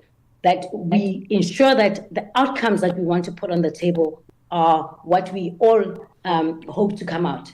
What happens after the communique is signed by the various G20 countries from the G20 Young Entrepreneurs Alliance, that's why we host early. We generally we prefer to host 2 to 3 months before the B20 and the G20 summits. That gives us enough of a timeline to start our roadshows. So each country, each president, each Sherpa, when they go back to their countries now, they've been doing the rounds to ensure that we table our communique in advance of the B20 meetings, in advance of the G20 meetings. So that's how we've been doing it, Ashraf. And we not only do it before, we continue to do it even post the meetings, because obviously change is not overnight, right? So as much as we can ensure that some of our voices heard and the inputs from young entrepreneurs are taken into account, what is key is to ensure that we are liaising with the various youth platforms, liaising with the various departments responsible for policy structuring for the various youth movements. And then across the world, we keep on sharing information. We keep on, we have leadership summits at least 2 to 3 times a year to ensure that we know that our roadshows are happening, and we track we measure how we're progressing with the tabling of some of what we're looking for. And that's where I'd like us to perhaps round off, Sophie, how exactly you measure the impact of all the interventions that you put in place. Clearly, yours is a 365-day affair. It's not just limited to when the summits are actually taking place. But how do you measure the impact that you've had on entrepreneurship ecosystems, as well as the very important policy reforms across your various member countries? Okay, so I think one of the key things that we set out in the communique, for instance, where we speak. So under each of the 5 elements that I spoke about, we have a wish list. So whether it's an entrepreneurship fund, whether we're talking about cross-border innovation hubs, right? So we set a target. Each country assumes some of those elements depending on what are the pressing issues in those countries. And what we do is we start working towards those relationships. For us, one of the key things that has come out, and we started it before we even came into the G20, into our meeting, was a tighter relationship with our China partners in creating what we call a China-Africa Center. So we had a joint meeting. They brought a huge delegation here, and our plan is to launch it in April next year. I'd say in the second quarter of next year. And partly, those are some of the measures we put in place. What we then track is the targeted interventions or the targeted plans we had in place. How are we achieving them? So if we're saying we want to ensure that we're moving so many businesses through the system, we do that. Second level is we also set a target around our engagement with young entrepreneurs. So if we're saying we're going to host 5 masterclasses across the year based on some of the issues raised by young entrepreneurs, in those they wanted to see the following ministries. We ensure that those ministries are present. We ensure that we're tabling what we want, and we track some of the policy outcomes that are happening. We share it with each other across the world. We have a platform that's the G20 Young Entrepreneurs Alliance across the world, and each country is responsible for putting those measures in place. And as I said, in our meetings, we report back on These were our targets, and this is how far we've achieved them going into the next alliance meeting into next year. Sophie We've Masipa, already- yes, we're going to have to leave it at that for this afternoon, but we thank you so much for your time and your insight, really keeping us in the know as to what developments are happening around young people, especially young entrepreneurs, as we build up to the G20 summit. That's Sophie Masipa, the G20 Young Entrepreneurs Alliance Task Team member. Ashraf, always a pleasure, and looking forward to, I guess, how many more of these do we have? About 4? Well, I would think so. If it's the weekend of the 20th when the G20 starts, maybe you can work it out, because I don't have my calculator with me, but it's, probably 4 at a push. But who knows, Your toes, anything goes. I'll see you again next week, Ashraf. Thank you so much. Absolutely. That's it. Thanks for that, Tommy. Right, let's get on to the other important news, the news of the news headlines. Here's Ondela. Thank you, Ashraf. On the news headlines, South Africans who wish to give their views at the National Energy Regulator's public hearings regarding Eskom's application to amend the losses charge calculation methodology for embedded generators may submit the request by the 17th of November. Former Police Minister Bheki Cele has told Parliament's ad hoc committee that he was told a meeting did take place between Police Minister Senzo Mchunu, he's on special leave, Brown Mokhotsi and Vusumuzi Ket Matlala. And 6 of the 8 learners from Milnerton High School in Cape Town facing assault charges in connection with the bullying incident have been granted 2,000 rand bail each. The suspects appeared in the Cape Town Magistrates Court. A full update follows at the top of the hour with Chanduko Ligege. SAFM, guiding you through the rush hour traffic. Good afternoon. Starting off in Gauteng, the R24 eastbound in Kempton Park has a crash near Barbara Road. The M1 southbound in Sandton, queuing towards Marlborough Drive due to roadworks and a crash. And the R21 southbound in Irene has a crash reported after Nelma Pierce Drive. In KZN, the N2 southbound has a crash before Spaghetti Junction. In Cape Town, heavy traffic through the CBD City Bowl Central area due to closure of the M3 Philip Gessana Drive highway. Batencross Street outbound has heavy traffic towards the elevated freeway, and Albert Road outbound has heavy traffic towards Salt River Circle. With your traffic update, I'm Irma G. This is SAFM Sports with Tuming Khapele.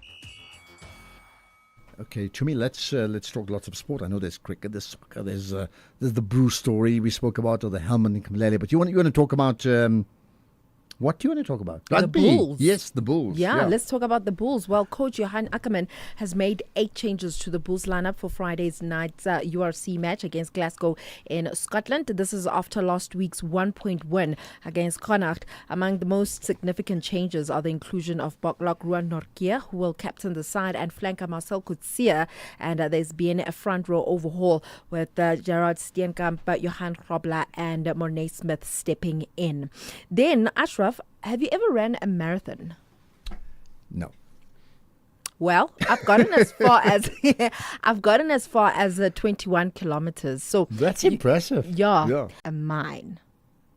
Crazy, right? Yeah. There's a marathon that's called the World's Deepest Marathon, and it's coming up on Saturday, which is happening in Sweden. And there's going to be 60 runners, including Ledile Dekgadi, who will be running a marathon underground. She actually joins us this afternoon, and I'd love to hear from her. Why on earth would you take part in such a marathon? Ledile, thank you very much for joining us this afternoon. How are you? Good day to me. Good day to the SAFM listeners. I'm good, so thank you. Welcome to the show. Are good as well. Yes, no, we're absolutely great. I mean, let's start off with trying to find out what made you want to take on this World's Deepest Marathon, because obviously it's not your typical race environment. Yes, so I think because it's never happened before, it's going to be one of its kind. I was approached by the leadership of my company. I work for Kumbaya & Orr, Anglo-American.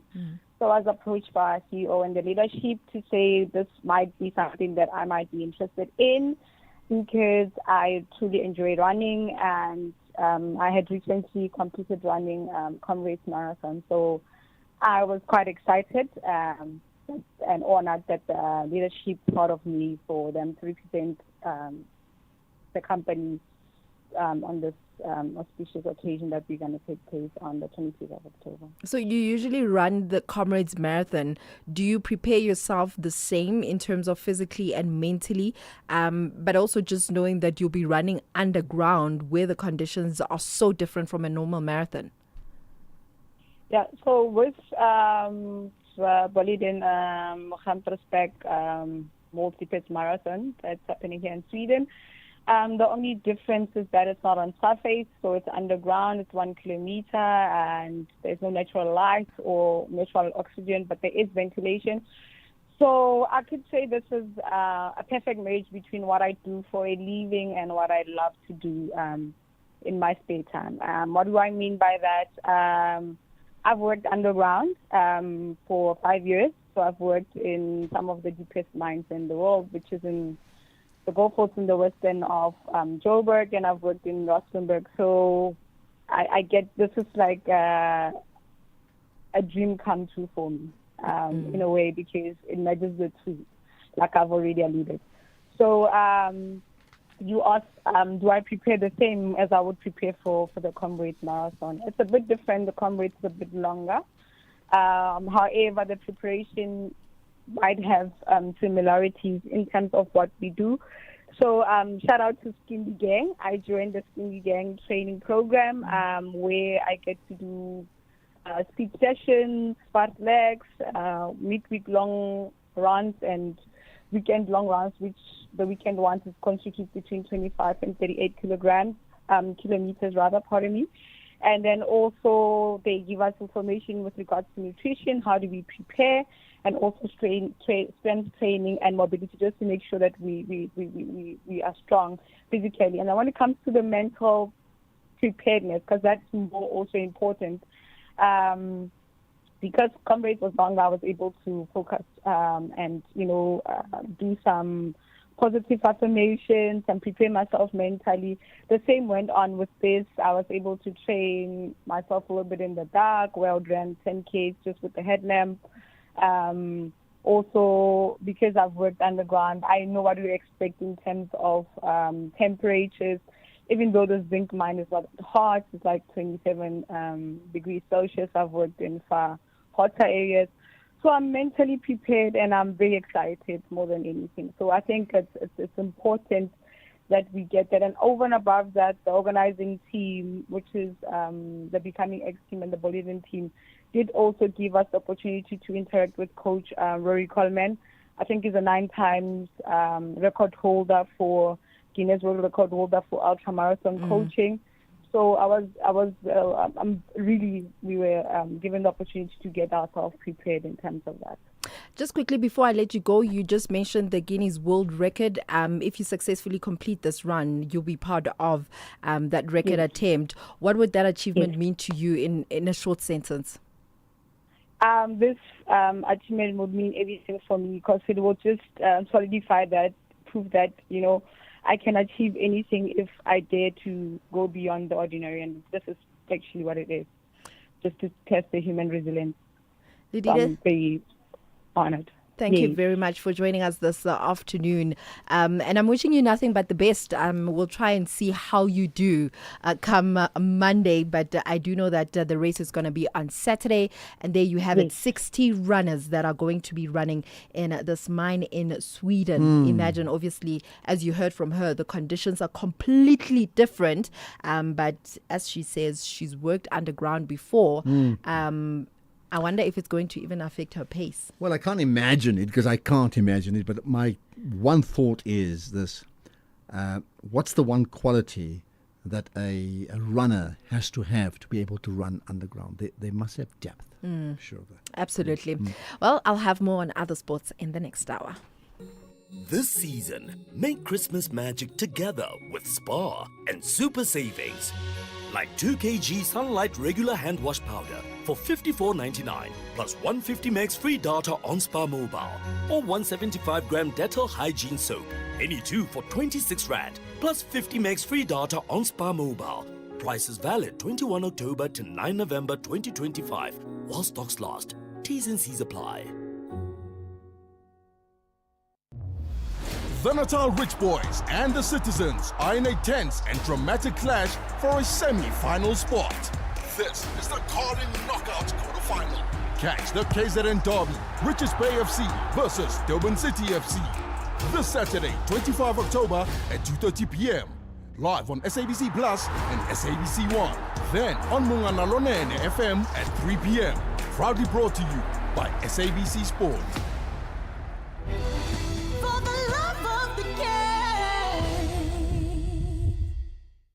It all starts with advice from FNB Private. Because the perfect overseas trip starts with planning. Save and spend in multiple currencies with your FNB Global account and lock in exchange rates. Enjoy up to 40% off flights with eBucks Travel and order Forex on the FNB app delivered to you at no extra cost. Your adventure awaits. Unlock invaluable with FNB Private. Help changes everything. FNB, a division of First Rand Bank Limited, an authorized FSP and credit provider. TC's earn rules and limits apply. Economic news on SAFM. Facts and figures you can count on. All right, let's get to Makwe Masilela. For all of that is the Chief Investment Officer at Makwe Fund Managers. Good news about clicks, that's important.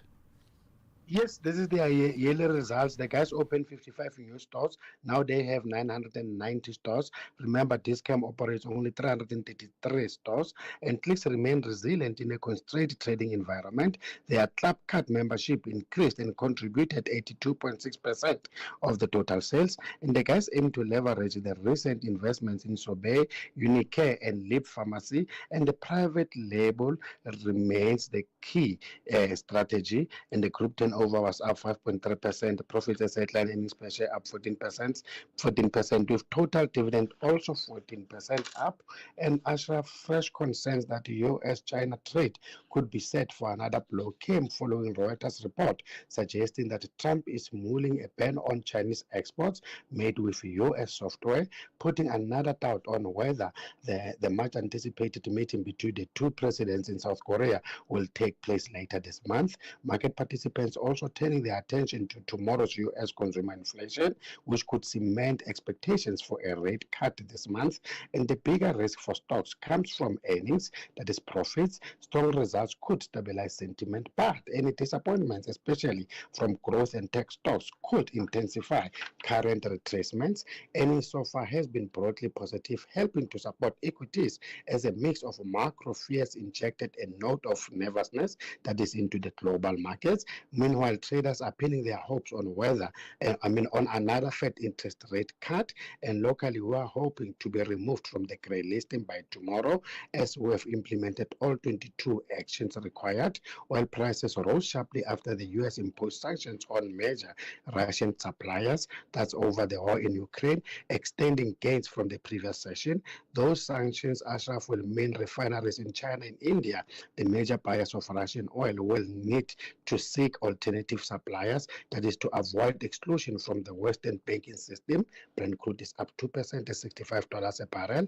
Yellow metal regaining some ground after two sessions of sharp declines as renewed US-China trade tensions lifted safe haven demand, while traders are waiting for the US inflation data.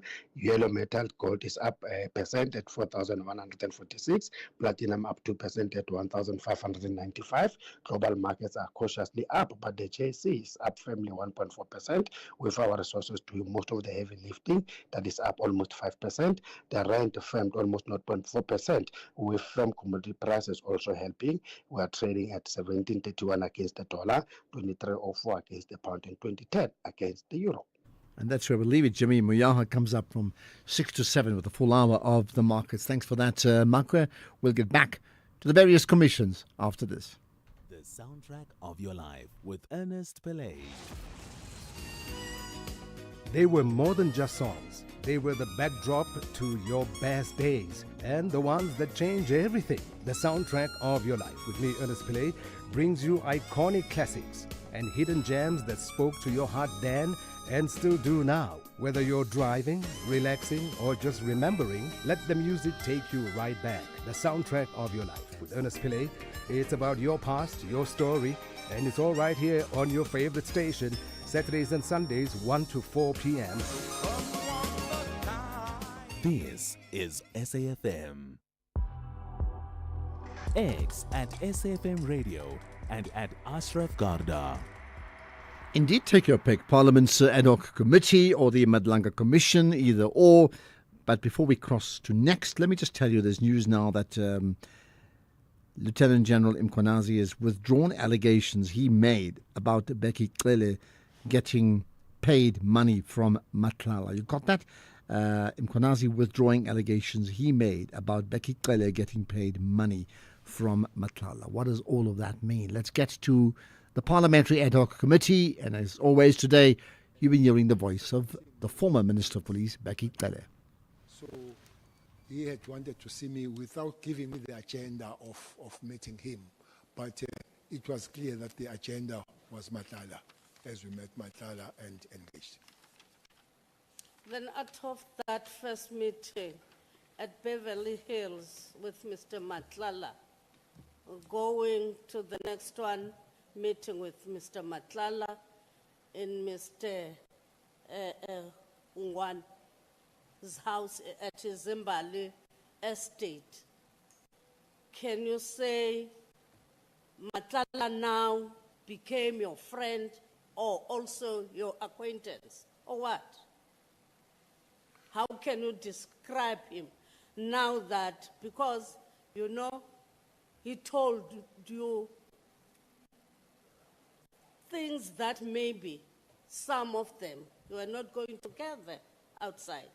As you have already said that in order to know the information in the work that you are doing, you had to meet other people so that you'll get and sift out of that information you were given. Now that you met Mr. Matlala, how would you describe him to you? He's definitely not a friend. I'm sure yourself have got the definition of friends. This is March, or this is January, meeting him in Pretoria again. After meeting in December, he can't be a friend by then.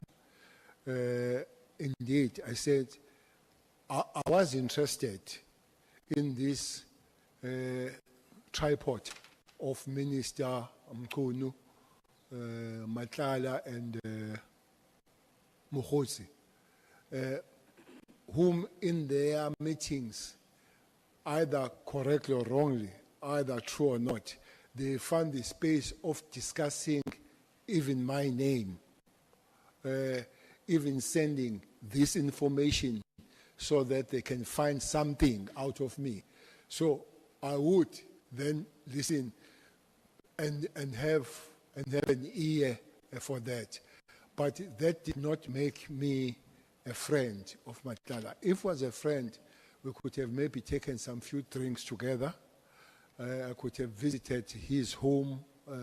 I saw late that he's got the white home in the mountain, besides the house he has in, I know the house that was raided was in Waterkloof. So I could have seen, the place where we met. It would be more on the business because this penthouse is in Capital, in the hotel in Pretoria, rather than his house. Indeed, I would say is an acquaintance in the lack of explaining any other thing, but not coming close of calling him a friend. Thank you. Surely, maybe if he was not jailed now, when we are coming to this ad hoc committee, maybe for argument's sake, he was not in jail, would he have called you or call you after the ad hoc committee? Chairperson, through you, Honorable Member, when I met him, I didn't know that he was carrying this kind of except what I read, but did not give it to me as a person that the police were to arrest for these things. I did not have the list of his withdrawal of cases, which are quite many and long, and what he has for. If he's not arrested, but I've received that information, I would have changed my approach approach to him, having had that information. Now, he's arrested. I'm told he's in CMAX in Nkosi Mapuru. Definitely, if we were a friend, I could have paid a visit there. I haven't. I know that some people have gone for statements there. Myself, I could have taken a statement there if he was my friend. So that is there, is arrested, that cut off, never again spoken to him, never taken a statement for him because we're not friends. And that gave me a better understanding of staying away. I'm not saying that I will never speak to him if he comes. We do speak to people that have been in prison, criminal record. We mix with them. Others are our colleagues, and they have been in prison. So it will be lie. It will be lie to say I won't speak to them. But things that I understand have changed my perspective at how I look at him. I definitely don't look at him as the first day I met, and now understand what he has been accused of. Okay. Nakicele, certainly keeping people riveted, if not to the screen, to the audio. This is the National Pulse. It all starts with FNB Private. Diversify your portfolio to grow your wealth. Gain global exposure through shares or unit trusts on the FNB app. Tap into international investments and tax-efficient offshore trusts to build your legacy. Unlock invaluable with FNB Private. Help changes everything. FNB, a division of First Rand Bank Limited, an authorized FSB and credit provider. FNB International Trustees, FNB IT registration number 3080. Licensed by the Guernsey Financial Services Commission to conduct fiduciary business. T's and C's apply. Design meets downtime on My Design Rules this Monday evening at 7 on S3. This week, our duos are challenged to create a family space for relaxing and connecting. Expect bold ideas, creative risks, and design drama along the way. Whose design will make the judges feel right at home, and whose will leave them out in the cold. Open up your everyday to the extraordinary with My Design Rules. Monday evenings at 7, repeat Saturdays at 2, and Sundays at 4 p.m. Only on S3.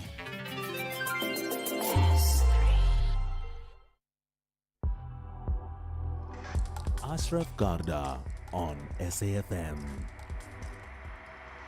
Okay, and straight back to the parliamentary ad hoc committee. Advise who? The National Commissioner. I've got nothing to do. Being I've got nothing to the do with the former National minister, Commissioner. being the former minister. I've got nothing to do. That will be serious interference, and what they term ruling from the grave. No, talking on a friendly terms. Absolutely. For instance, you can talk with anyone saying that, hey, now that this PKTT, are you having, knowing that you are talking to a person with whom you have worked, surely you are communicating now and then. Honorable member, don't tempt me. You know, I sit home, I gym, I come and see TV. There are so many things on TV that are wrong about the police. I can talk to them every day. I must just accept that I have come and I'm gone. A person that I spoke to is a person that I've had a political umbilical cord with, who happens to be the minister. I did not phone him. We spoke face to face in a meeting that was somewhere, I think we were in Joburg, in the Lekgotla. This is January. It is even after I've had the issues of Matala. But this was the issue I wanted to enter, but we'll also speak about Matala things. And the minister had no time. He said, the letters that we talk about from, you hear them, or the other thing that I suggested is that we speak to the Peace and Stability Committee of the ANC, where I am the member because of the NEC, is a member because of the NEC, and also is a member because of the minister, to talk those things. And he said those things could go and talk there. But he continues with his decision when it comes to the letters. And unfortunately, that meeting too did not see And then I sat there and I got rot and until things continue. But I could not tell the National Commissioner what to do. That is what you call ruling from the grave. Okay. And I don't have a grave at the present moment. You can see me. Thank you for that, because I was going to ask you, you are from KZN, Minister Mchunu is from KZN, the former Minister of SAPS, he is the current Minister of SAPS. Then this decision that has been taken, because I was going to ask, how do you relate with each other as Minister Mchunu, but you have already talked to that. Thank you very much. Thank you, Chairperson. Finish. Thanks, Chair. Let's start where you have left, General.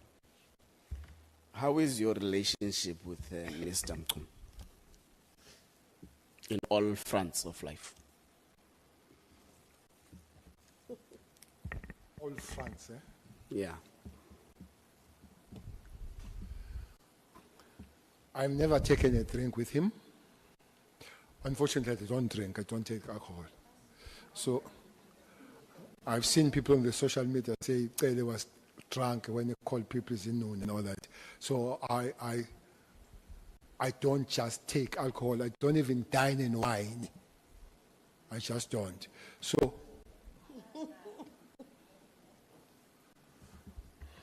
Honorable Sangoen. Thank you, Chair. No, I want clarity. So, is it the reason that Minister Ede, when he was minister, would have then gone and taken all the alcohol from the people of South Africa during COVID?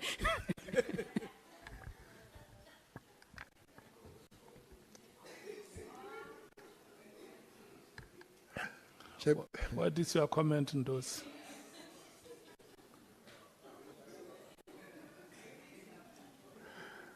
no, I never taken anybody's. I never taken anybody's alcohol. I just removed the crime from the scene. That was not alcohol. That was crime on the scene. Yeah. Because if it is sold without license, if it is sold at 4 o'clock when you're supposed to close at 10 and all, that is a crime scene. Is no more a tavern. So we remove it from the scene. But let me go back on that one. Yeah, go back to Honorable Ngola. Yeah. But look, I can tell you, your knife cuts too deep, yo. Okay. Honorable Ngola, if I stand here before you and I confess, Macingwane and I, we have been in the same faction, if there is such a thing, politically all life. I've supported him when he was under attack from the previous people, as we premiers, all that. I supported him as we go for secretary, where I was beaten by ACE and all that kind of thing, all that. So politically, we have been on the same side. I just don't know where and when, because even briefing him, the effort came from me. I phoned him 3 times to say, can I come and brief you? It's unlike Mbalula, who phoned me to brief me. Mbalula phoned me to brief me. I phoned my successor to say, can I come and brief you? We took 3 hours. I said, as I opened the door, I said, this is hard one into police. Pick up the phone, and let's talk when you think we can make a contribution. I've never received a single call since ever that day I held the door handle. Not once. I mean once. And then that relationship where we have been working together on political matters, I don't know what happened to it. But political front, until this saga happened, I think we have been fine. Even socially, when he lost the mother, I visited the homestead, I spoke there. When he visited the father, we were sitting. When he lost the father, we sat there when Msholozi spoke and all that. We have been quite cordial and not very distant. His wife's name is Temberga. My wife's name.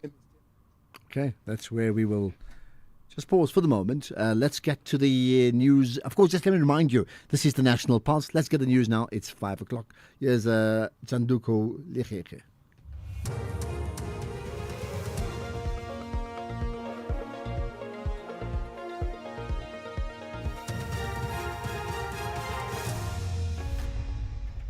Thank you, Ashraf. Your top stories at this hour: date for submission for electricity calculations and former police minister appearing before Parliament. Good afternoon. I am Chanduko Ligege.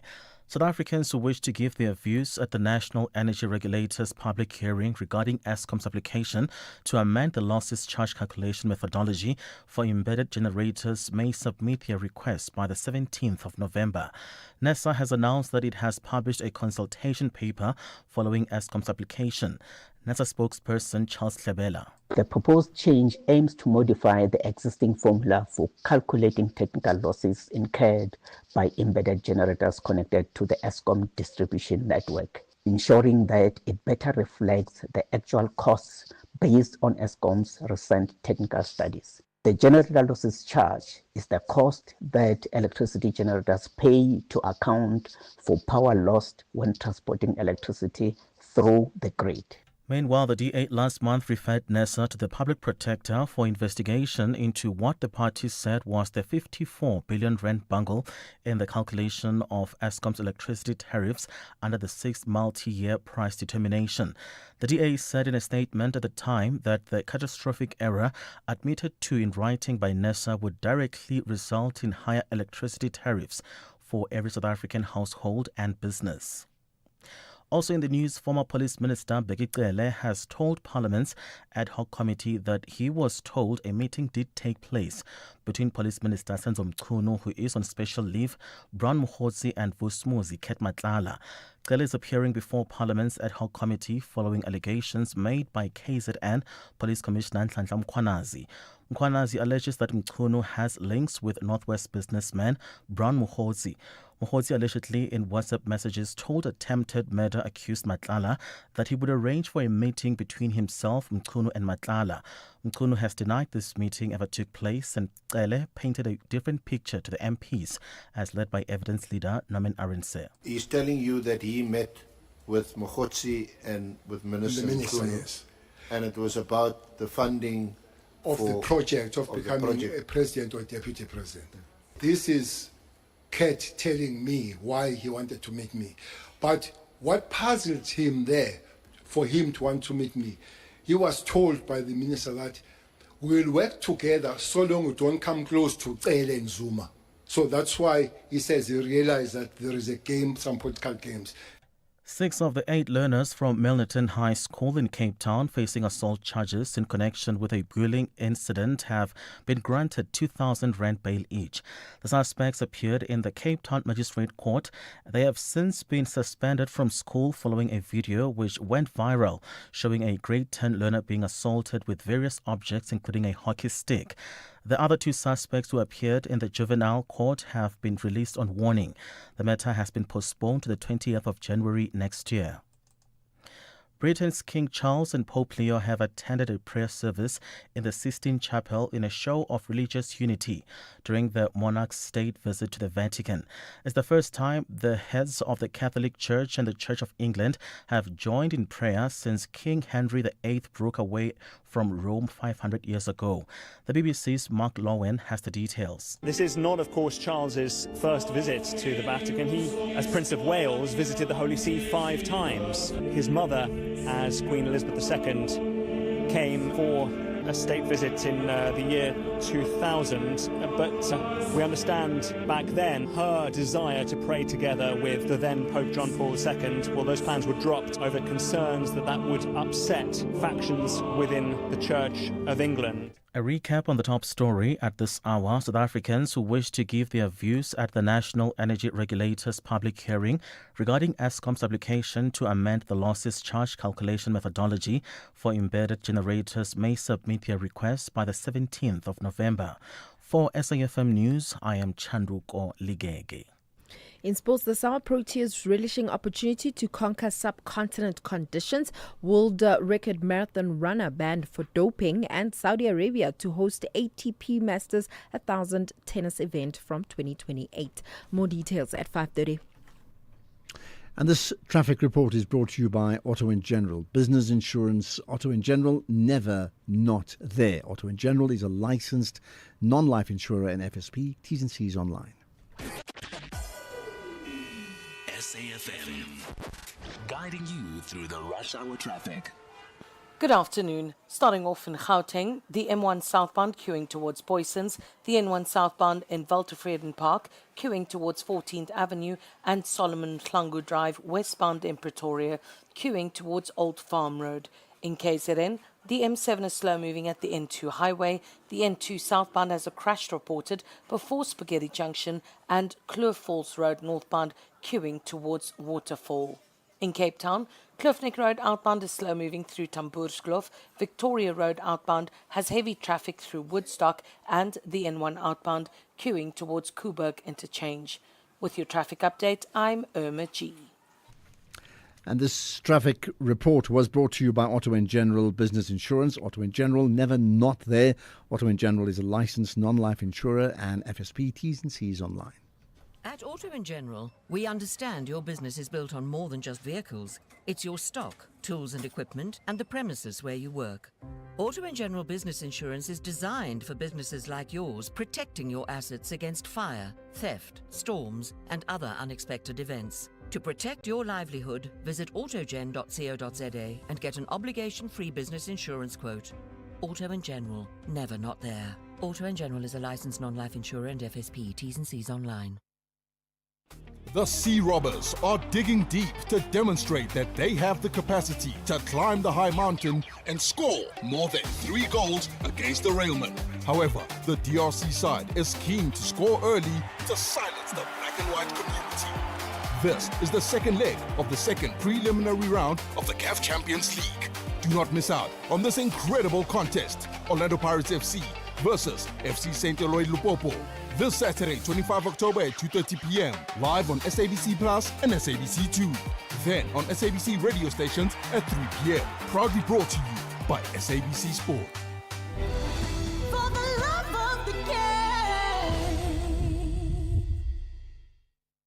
The Sea Robbers are digging deep to demonstrate that they have the capacity to climb the high mountain and score more than 3 goals against the Railmen. However, the DRC side is keen to score early to silence the black and white community. This is the second leg of the second preliminary round of the CAF Champions League. Do not miss out on this incredible contest. Orlando Pirates FC versus FC St. Eloy Lupopo. This Saturday, 25 October at 2:30 p.m. Live on SABC Plus and SABC2. Then on SABC radio stations at 3 p.m. Proudly brought to you by SABC Sport.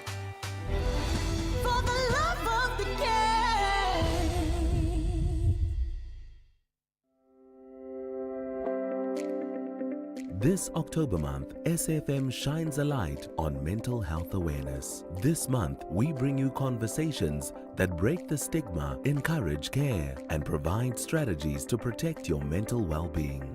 Because it's okay not to be okay. And together, we can build a healthier tomorrow. SAFM, leading the conversations that move us.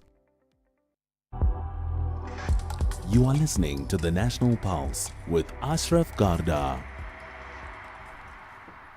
Okay, just by the way, many people talking about the Nelson Mandela lecture. It happens on Saturday, and SAFM will be covering that lecture. Great media broadcast partner, and part of that, KG Mokhetse had this fascinating chat today with the UN rapporteur to the Palestinian territory, and that is Francesca Albanese. Why I'm saying that, listen to the podcast, fascinating indeed. Listen to it. It was done this morning on Kathy's show, so you'll find it very, very thought-provoking. What's also thought-provoking, absolutely, is the former Minister of Police, Bheki Cele. Let's get back then to him at Parliament's ad hoc committee. Go to the president to pave you the way. I hear that after the letter, the president was briefed 2 months after. That is not consultation. You should tell the president that I've done, you can see what to do. So for me, that is procedural wrong, but I've had people saying it's unlawful, it's illegal. I can't say that, but right, no. For me, it was wrong the way it was done. Yeah, thank you. I was actually coming there on the 7th of March 2024. That the political killings task teams meets the president in Durban to take him through over the 430 battle. And the president is impressed and urges them to continue the good work they are doing. So the evidence we have received in this committee is that since 2022, the PKTT's existence was irregular. But besides that, 2019, there was a new designed organizational structure of SAPS that excluded the existence of the political killings task team because there was an intended establishment of a new division of murder and robbery and all those things, which was later reconfirmed in 2025. Now, you have got this, that from that period until 2024 in March, the understanding was that this is irregular existence. But the head of state then comes later and say, you're doing a great job, please continue.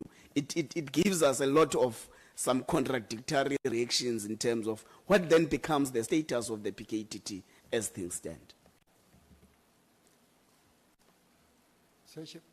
Chairperson, Chairperson, the structures and the organograms of the police, they are very old. They did not come with this new dispensation. Now I've signed them when I was a National Commissioner. I guess JQ would have signed them. I guess 5 of us would have signed them. But at no stage where there are no task teams, with all those organograms, there will be forever task team. One famous task team, people coming from this province will remember, was a task team that was dealing with Pagat. That was a task team dealing with Pagat. But others will be done in response of the agency that can't wait to work under the structure, but also give the extra. And there is nothing illegal with that so long it follows the pattern. As it happened, the interministerial happened with the information note signed by then Commissioners Chole and all that kind of stuff. So it doesn't matter how many times you have the organograms, but there will be always some task teams and some operations as they are. I've counted several of them now. The other one that was put there because of the problem was anti-gang unit. Anti-gang unit, it still exists. I hope it has been found, has been put under the structure. It was in Cape Town alone. It has spread now to other places where there are gangs. There is just one connotation I don't like about it, that is a colored unit. That is not. There is a lot of that here in Khayelitsha working there. There are no colors staying in Khayelitsha. So is an anti-gang unit which was launched by the president, but its existence might be found on the way by the structure and put on the structure and comes after the big umbrella that is called as a visible policing under the component. There is a component that will be called ORS, and that component will fall under the visible policing and all that.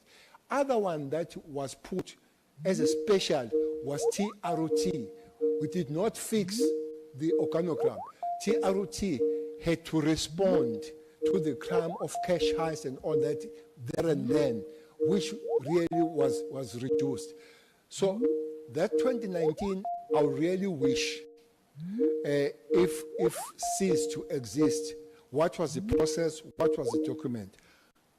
On the 6th of September 2023, were communicating the decisions taken on the 5th of September 2023 by the interministerial, where the last resolution from one of the members says this team must continue. I haven't seen and heard where people come together and say this team cannot continue. Okay. Thanks, General. I'm sure you are better experienced to respond on this part of the organogram and stuff, because you've both been the National Commissioner and the Minister. Do task teams necessarily get to be part of an organizational organogram? Task teams are temporal. It's not divisions.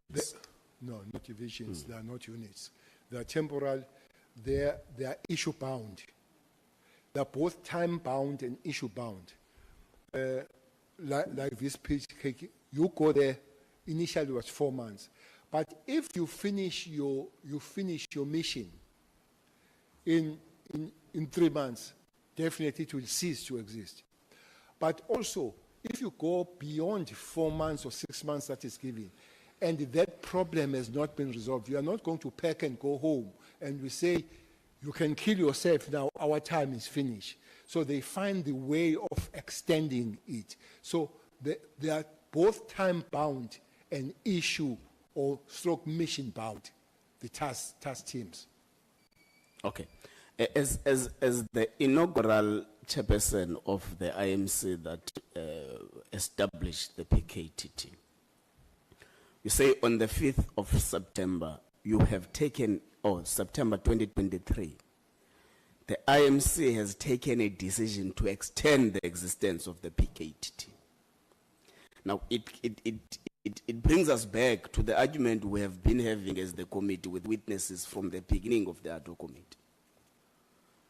Who has the power to extend the PKTT existence or term of office?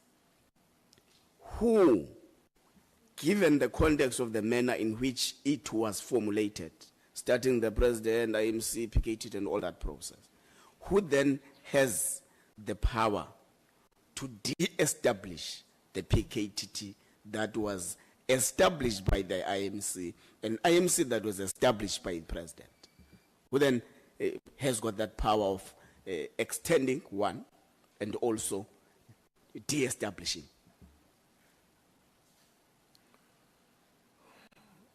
Let's look how is it established. The president makes an announcement in Maritzburg and comes to Parliament about the formation of the interministerial. And these ministers goes to KZN, get briefed by a provincial team that has been existing there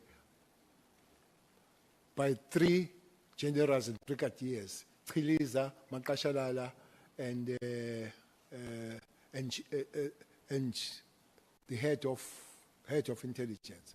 You realize that there is zero work here. And then you give the report back to the president to say, Mr. President, we'll have to find the way. Let's get, or maybe one thing that I can say, Chair, there is a problem in the police of working of the local police on matters. Hence, most of the communities, they're making the call to say, we must exchange the police all the time because they get consumed on the local issues. And so that was detected in the team that they've become some part of the problems. Hence, dismantled 8 of them kept and then invite more others. But as they come, are not called by the ministers. The minister called their DGs. There was a list, there was a big meeting of DGs. And this DG brings this DG brings this. The South African Police DG, by the way, National Commissioner is a DG. The DG of the South African Police goes and he says to his people works with, develop here the note so that I can be able to sign. And then it's developed by the provincial commissioner and all other commissioners up to the deputy, who is Masimula and Stole, they sign. But it's not only them that they go there, they go back with six prosecutors that they work with them. It's not only them that they go there, they go with provincial and national head of correctional service so that they can implement what is supposed to happen in the court. They go there with the DG of justice so that they work on the special courts. So indeed, IMC would have said, DGs, do we have the job or not here? They say we don't have the job. And what is your recommendation? Is that dissolve the thing? And that's where we leave it just for now, but rest assured, this is the National Pulse, and to get a sense of the pulse of a nation, we need to hear more from Becky Cele right after this. After a 0-0 draw in West Africa, Stellies gets it that their next match is do or die. They want to remain in the continental competition, but their Ghanaian visitors are confident they will steal the show. This is the second leg of the second preliminary round of the CAF Confederation Cup. Be part of the action. Stellenbosch FC versus 15 de Agosto this Sunday, 26 October at 2:30 p.m. Live on SABC Plus and SABC Sport on DTT Channel 4. Proudly brought to you by SABC Sport.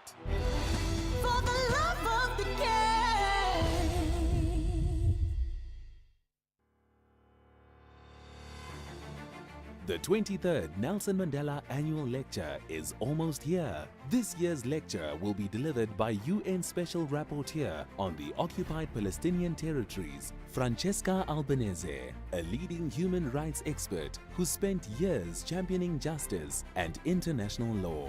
Under the theme, Enhancing Global Peace and Cooperation, this promises to be a historic moment. Catch it live on SAFM on Saturday, 25 October 2025 from 3 p.m. You don't want to miss it. The lecture is one of Nelson Mandela Foundation's most significant platforms for dialogue on global issues. SAFM, leading the conversations that move us. X at SAFM Radio and at Ashraf Garda. Well, catch your breath. Let's get back to Parliament's ad hoc committee. And again, you hear the voice of the former Minister of Police, Becky Cele. What we're discussing now. One of the most expensive is Operation Valumkoti. Operation Valumkoti, we put a lot of money on it. Well, the source, I did explain that it comes from Kara. But honorable member, I will not sit here and deny that there was question of money or cost that was in there. This is not the cost of the party or dancing. It's the cost dealing with the human lives. This committee is sent to investigate, stop and arrest those that have done that, and deal with unresolved cases, which means you can stabilize. That is the mandate. Your measurement is that one councillor has died, so the area is stabilized. I'm saying until late, all councillors of Nongoma were sleeping at all political parties without fail, all, EFF, ANC, NFP, everyone, everybody. They were sleeping at some hotel somewhere in Richards Bay. They have come back now. I'm told that they've come back because of the arrest of Nkabi and the people that have funded them, which means there is this resemblance of stability at Nongoma. But I say to you, the councillors at Teguin, I don't know other places, especially the ward councillors, are guarded. You know, one dangerous thing in the politics of councillors, honorable members, is to be a councillor on the safe ward of that particular part, because they know if they kill you, whoever kills you will come in. It's not much a problem with PR. The problem is with ward councillors. I'm saying pick the number, I don't know, but not less than 50. So you are not going to call me that is stability. You must go and remove those conditions that make those councillors to be guarded. And then you talk about stability. Because that's the second. The third one, we're going for elections. The history does tell us that local government election, there is a flare-up. Always a flare-up. You can see the statistics. You can go and look at the statistics. There's a flare-up. Then it cannot be going towards that and you say you remove. But the last point, please, use the path you came to go back. The path are those 3 steps that have happened. Deal with those parts and then reach your final stage. You, in the 31st December 2024 letter, amongst the central reasons that which has led to a establishment of the PKTT is that the assessment made is that it's no longer adding value to the policing in South Africa. Now, as a person who presided over the affairs of the political killing system from 2018 to 2024, what value would you attach to the PKTT in respect to the crime-fighting efforts against political-related killings? To start with, who did the assessment that it has no value? The letter of the minister says it adds no value. And the attachment, the annexure? There is an annexure that speaks about dockets, some are in court, some there were convictions, the PKTT. But I'm talking about, these are 2 different periods. The period that led to the letter is from July 2024 to December 2024. So I'm talking about a person who has got a long spending with the PKTT from 2018 to 2024. Then, in your experience with having presided over the affairs of the PKTT, what value would you attach yourself to the work that the PKTT has done? There is only one source that I know has a problem with PKTT. It's Aunt Mary. That's the only source I know.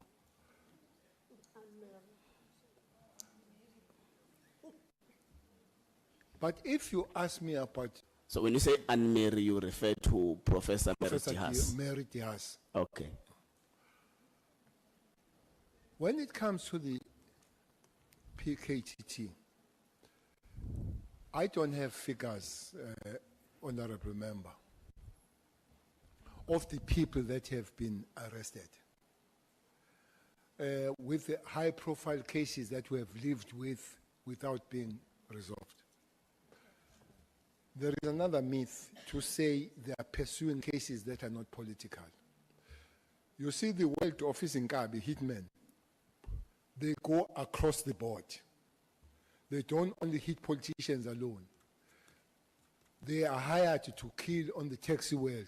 So if the PKTT finds a person that kills a politician at Nongoma, called Tami Nyembe as a councillor, and they realize that this Ntuli has killed other tax people, and there are 6, they will pursue that. They are not going to say, stop, don't check now, because the next people they've shot is not a politician.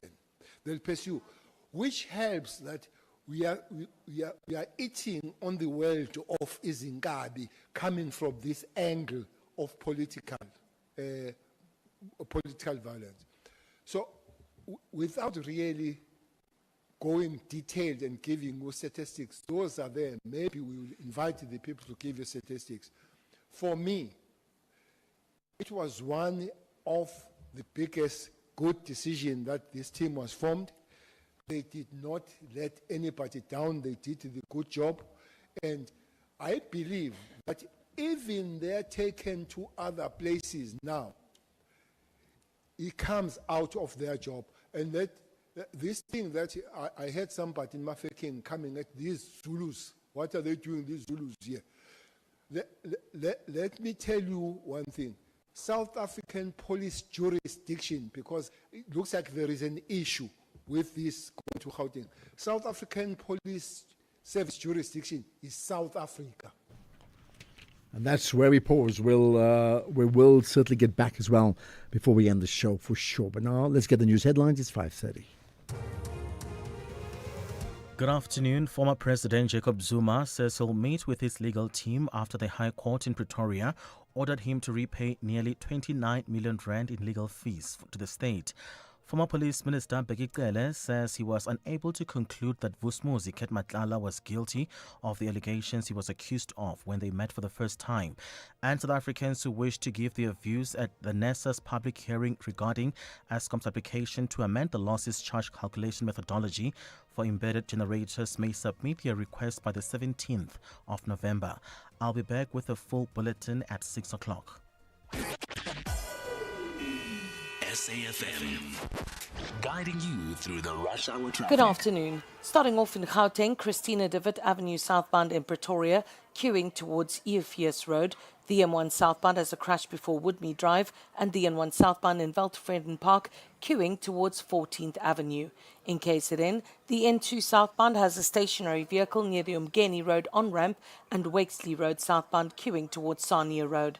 In Cape Town, the N2 outbound queuing towards the R300 highway, the N1 outbound is slow moving towards Okavango Road, and Dock Road outbound slow moving leaving the waterfront area towards the city centre.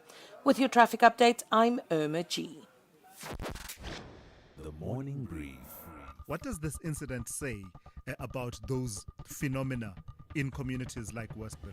It is clear that there's been blatant neglect in these areas. I mean, there are many social ills that contributes to where they find themselves at. School dropout rate, children are no longer connected to education. You find that poverty is rife in these areas. So that is what is happening in our communities. It is not just going to take SAT, it's going to take a whole of government approach, to sort of address the situation. Darylyn James is Action SA MP and also an anti-drug activist.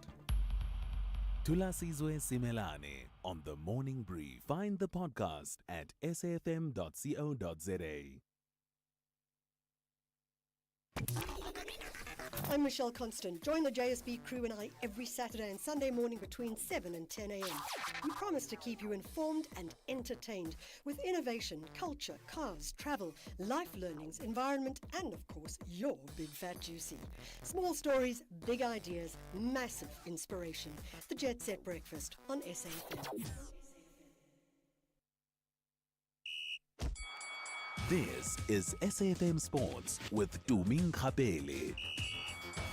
Right, Tumi, young is still very much on the Proteas, right? Yes, and Proteas batting coach Ashwell Prince says that the players have a great opportunity to show their batting range and variety as they negotiate their way through the conditions of the subcontinent. South Africa beat Pakistan by 8 wickets in the second test to draw the series level 1-1, and Prince says that you cannot be a good test player until you have proven yourself in a subcontinent. Meanwhile, David Miller and fast bowler Gerald Coetzee have been ruled out of the upcoming White Ball Tour due to a hamstring and muscle injury, respectively. In rugby, Eben Etzebeth will take over the captaincy armband from Vincent Chituka for the Sharks' must-win against Scarlets in the URC this weekend. The Sharks are winless after 4 games in the competition. The only change to the forward sees Emmanuel Chituka and Pepsi Buthelezi swap jerseys, with Chituka starting at number 8 and Buthelezi covering. Then in athletics, world marathon record hold banned for 3 years. This is after testing positive for doping. The 31-year-old, who won 3 Chicago marathons, says that she unknowingly took her housemate's medication 2 days before the test. The AIU ruled the act as indirect intent, and her sanction was reduced from 4 to 3 years following early admission. All her results to the 14th of March this year still stand, including her world record of 2 hours and 9.59 seconds. In football, Bafana head coach Hugo Bruce says that his assistant Helman Kelele could be the ideal candidate to succeed him when his time with the national team comes to an end, though he admits that the final decision rests with the South African Football Association. However, Bruce has also pointed out that Mkalele's lack of required coaching license to lead a senior men's national team could present a major obstacle to his potential appointment. The only problem with Helman is that he don't have the qualification. You can avoid that when Helman can follow the courses of for UEFA pro license, because you need that as a coach of the national team. But the other way, you have to think about it, and it's not my job to do that. But you have to think about it, what kind of coach you want. And look now, okay, this one, maybe, why not? Everybody knows that I stopped after the World Cup because of my age, not because I don't like to be anymore. If I shoot 10 years younger, you can be sure that I wanted to stay here for another 2 years. Then in tennis, the ATP announced today the creation of a new Masters 1000 event, which will take place annually in Saudi Arabia from as early as 2028. Now, this new event will be played on hard courts and take place at the start of the season in a city yet to be determined, and will last 1 week. And then second seed Elina Rybakina reached the Toyoran Pan Pacific Open quarterfinals with a 6-4 and a 6-3 defeat to Leila Fernandez today in Tokyo. The 2022 world champion avenged her shot loss to Fernandez earlier this year when she crashed to defeat after leading 5-3 in the second set to the semi-final clash in Washington. On that note, it is a wrap from my side. I'll be back again tomorrow. With your predictions. With my predictions. You've been given 24 hours It's already notice. the weekend? Yeah. Wow. 24-hour notice starting now. Clientele is here to safeguard you and your family with compassion, because life happens. Be part of a family that truly cares. Our funeral dignity plans have helped South Africans bury their loved ones with dignity for more than 30 years. Let us help you create a meaningful tribute that honors your life and those of your loved ones. We pay out within 24 hours, and you will get double accident cover with a clientele funeral plan. Our plans are affordable. Pick the option that suits your needs. Easy to apply, no medical examinations and no paperwork. SMS SAFM to 48031. That's 48031. Clientele Life is an authorized FSP and licensed life insurer. T's and C's online. Standard rates apply. Streaming Skim Sum on the way to class. Catching the Premier League while waiting for your order. Jamming to Metro FM before you even get out of bed. On SABC Plus, sinayo yonke into ifunayo. Your shows, your music, your way, anytime, anywhere. Zero subscription fees. On your phone, tablet, or smart TV. Download SABC Plus on iOS or Google Play Store.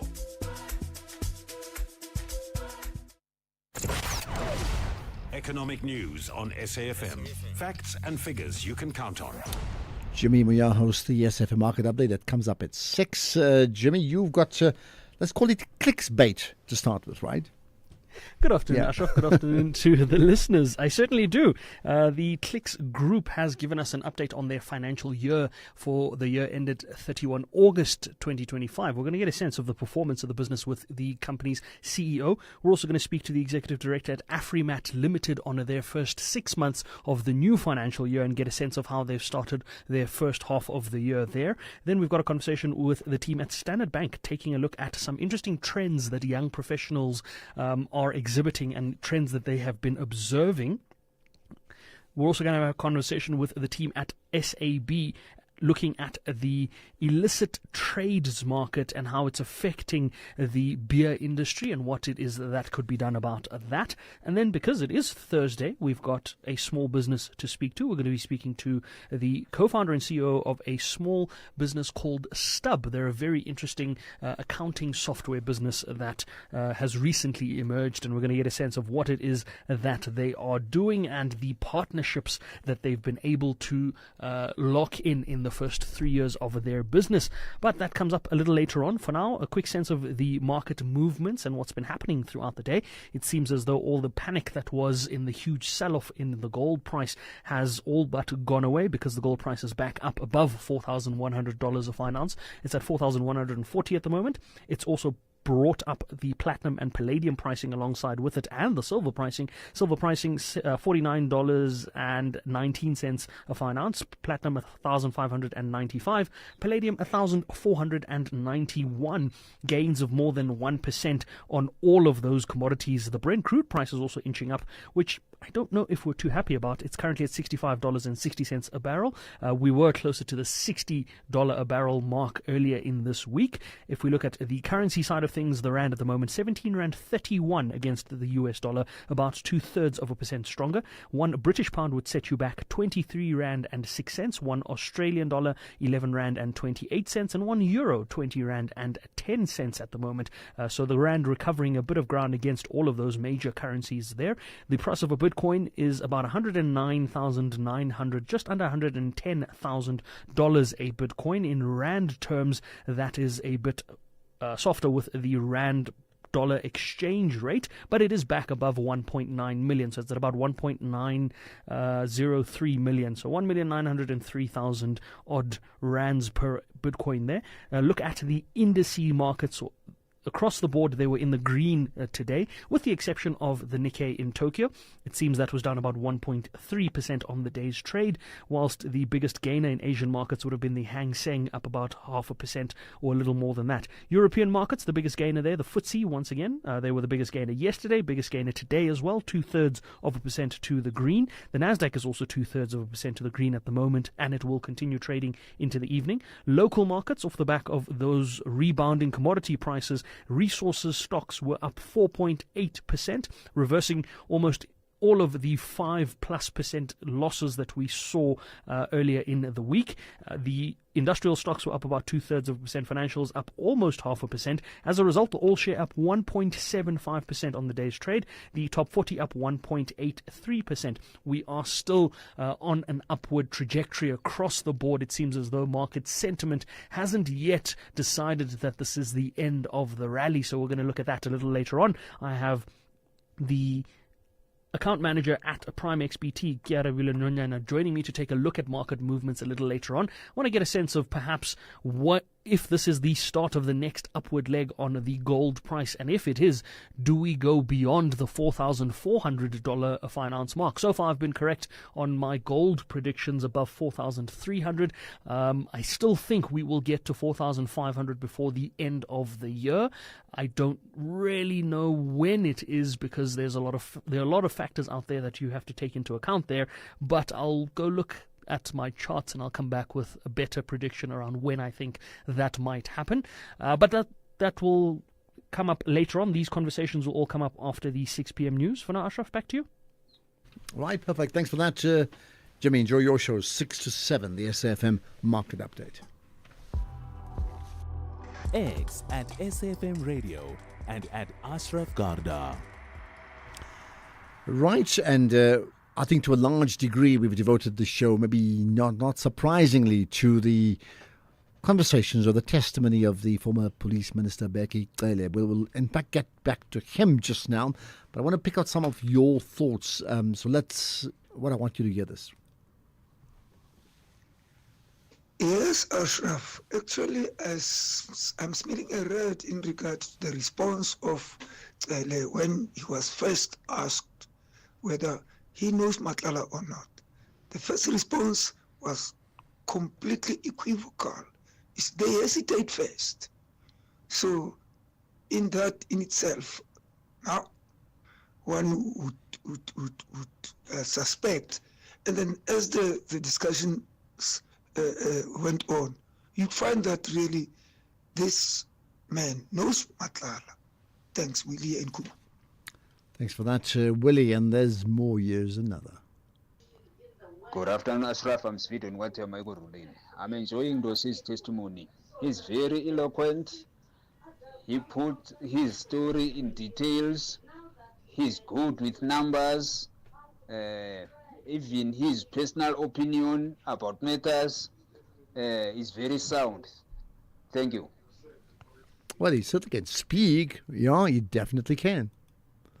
Hey, Ashraf, did you hear Peggy Cele saying if there was no one murdered or one person was murdered, then we must close the task team? It therefore means there's no minister that has been murdered. So we need to close the VIP protection. I think I like that. And the ministers were chuckling because I'm sure they are just wondering, what is this? What about us? Thanks, it's Bongi here. Okay, thanks for that. There you are. All right. Good afternoon, SFM and all the listeners. You know, I like what Mr. Kele says. The truth's going to come out because Mr. Mkunu is hiding something, but now I will see the truth. And after all this thing, we need people must go to jail. Seriously. And also the government must make sure that it's taking everything, cars, house, money, flush everything, because those people is corrupt. Thank you, Sia from Cape Town. Thanks for that, Sia. And there's a couple more thank yous. You know what, Ashraf? We should be thanking Mr. Mkhwanazi right now. We should give that man a boo. Mkhwanazi is the man. The tellers of this world, they are now talking. All along, they were quiet while they know all this rot, Ashraf. But today, because of Mkhwanazi, it is clear to South Africans what the heck is going on in this country. We are from Tat. Big ups to Mkhwanazi. That man. Okay. Here's another. SAFM listener. I'm listening to Kel and I wonder why do they keep referring to him or calling him as general or minister. He is the former of everything. Kel is evading questions by long regurgitation. He is a criminal, but the truth will surface late soon. Soon the truth will come out. This is Tebo from the Bale Park. Thank you very much. Okay, you say the truth will come out. Ashraf, Arif here in Cape Town. You know the two commissions. The commission of the first one, not the ad hoc committee. I was listening to it a bit more every day, but then once they start talking about off camera and for me, I find it a bit fishy. So I jump into ad hoc committee where I'm much more excited and to see how raw informations are. Yeah, that's just me. Okay, you want to see how raw that? Well, there's another about raw and corrupt. Hi, Ashraf. It's Tao here from East London. I think the question is, after listening to all these testimonies, the Madlanga Commission, the Parliamentary Committee, the question is, what's next now for South Africa? You know, South Africans, what's next? What should we do? Because it seems the whole system is corrupt. Everyone is a handler. You know, who do we turn up to now? Yeah, thanks. In fact, that is a very good question. You know, when there's a sense of the absence of leadership, then people become absent as well when leaders purport to be leaders. Hello, Ashraf. Profound here in Durban. I think Begitele's testimony just gives me a picture that he knows more about the job than Usenzo Mchunu. And it's becoming very obvious that Senzo Mchunu was strategically placed in that position to be used in any case. Because from his testimony that he's given, you can tell the guy he has no idea what he's doing. That's just my 2 cents worth. Thank you. Well, it's worth quite a big amount of 2 cents. Oh, I'm greeting the SAFM. Tony Yengeni is a deputy president. What about the Shope? Shope, they miss his opportunity to the EFF. Now it looks like it's out. Oh, Baba, you showed them. Baba is laughing, Baba. Baba is laughing. At the end of the day, they don't know what they must do. Thank you. Okay, and there's still further comments, and people are commenting, and so let's take a few more around freedom. Yeah. Hi, Ashraf. So these guys fought for freedom when they were in prison or even in Robben Island. But they've got the freedom, and now it looks like they all want to go back into prison. I'm trying to understand. But who are these guys that you talk about? Afternoon, Mr. Ashraf. Hey, my brother, Umzo, Cape Town. My brother, I can't wait for Meriti Haas to come and tell us who are those drug cartels. I feel like, my brother, she is a part of those drug cartels. She is. I can't wait, brother. Zoe Cape Town. Thank you. Okay, you've made your own, allegation or accusation. Well, as you said, you can't wait. Let's see. Hi, good day, Ashraf. Good day to your team. It's Peter here. Been listening to the Matlanga and Mr. Kele today. First time I tried to see a different side of Mr. Kele. But what I want to say is, can we all just agree to disagree that we should reshuffle. We should really reshuffle this government, Ashraf. And not the government, there's SAPS, there's SANDF. Yes, we have so many problems. We can't, in 2026, continue with all these lazy, corrupt,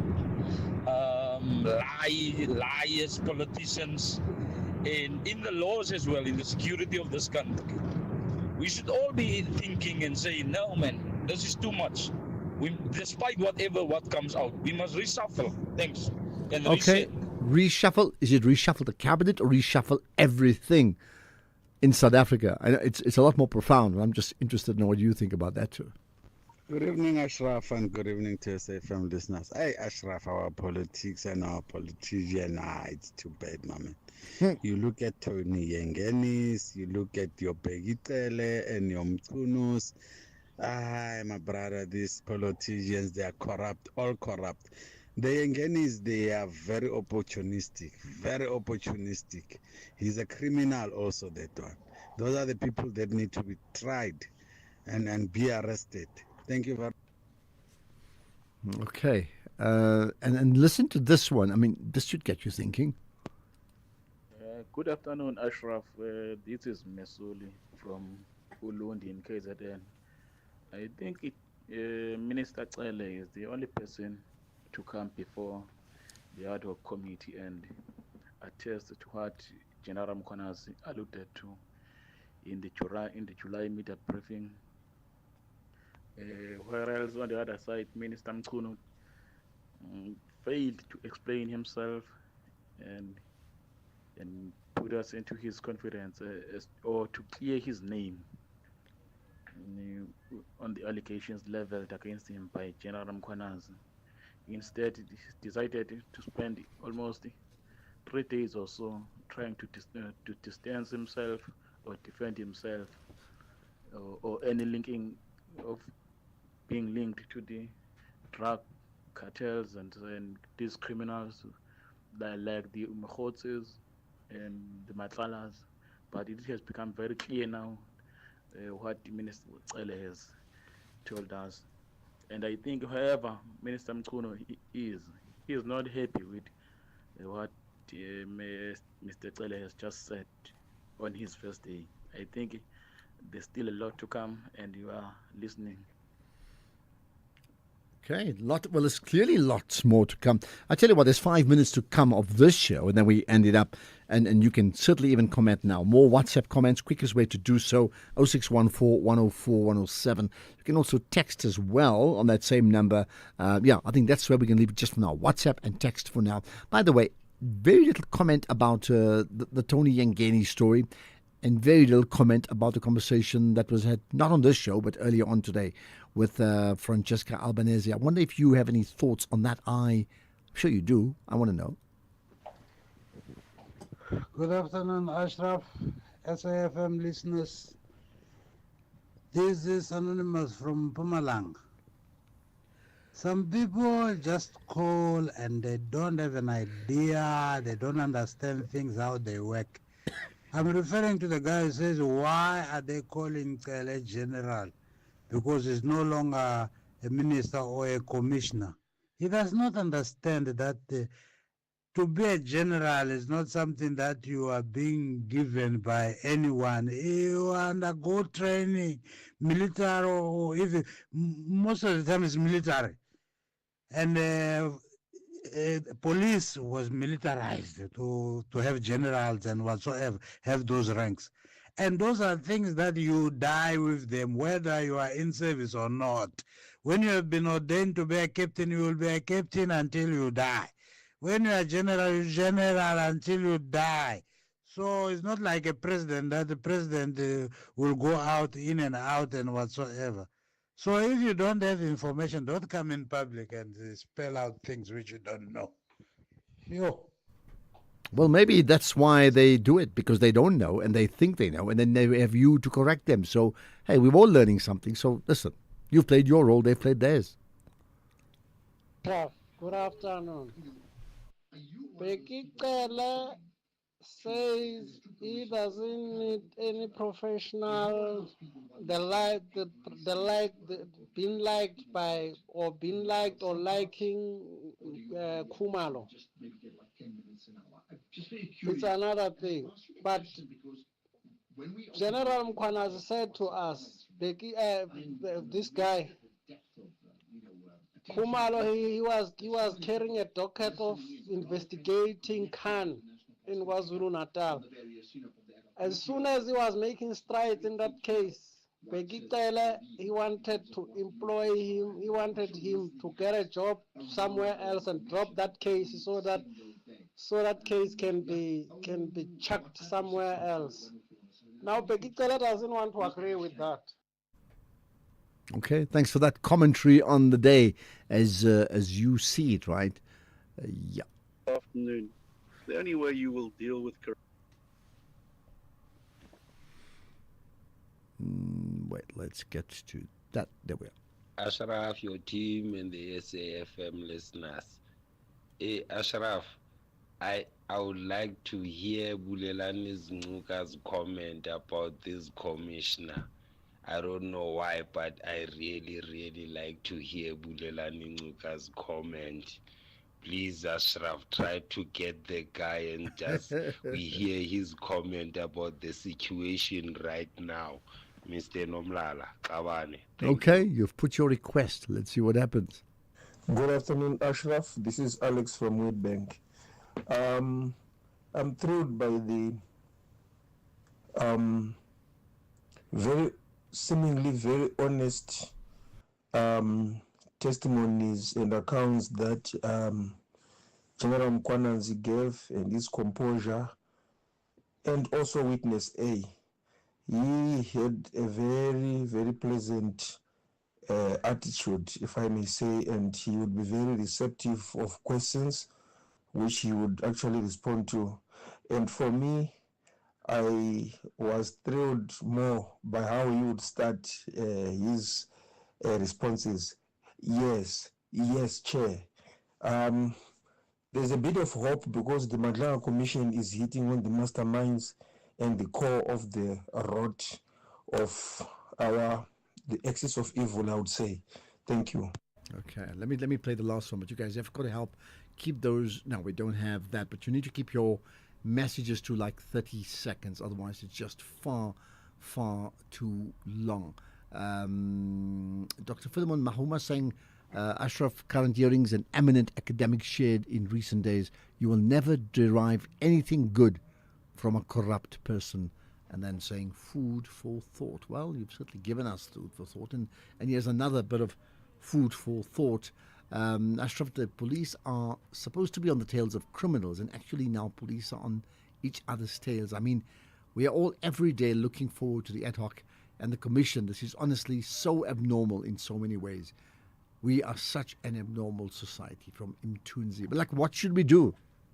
We're not the only country that has a commission, I can assure you of that. Let's leave it at that. Thanks for listening. It's been different for me, even me as a host, I can tell you now.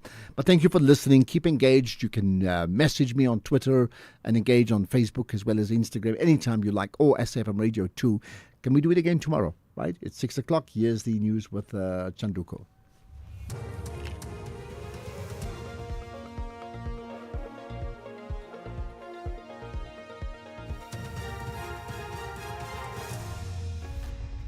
Thank you, Ashraf. Your top stories at this hour. Jacob Zuma to meet legal team following court order, and Begicele admits he has met Vusmuzi Ketmatlala. Good evening. I am Chanduko Ligege. Former President Jacob Zuma says he'll meet with his legal team after the High Court in Pretoria ordered him to repay nearly 29 million rand in legal fees to the state.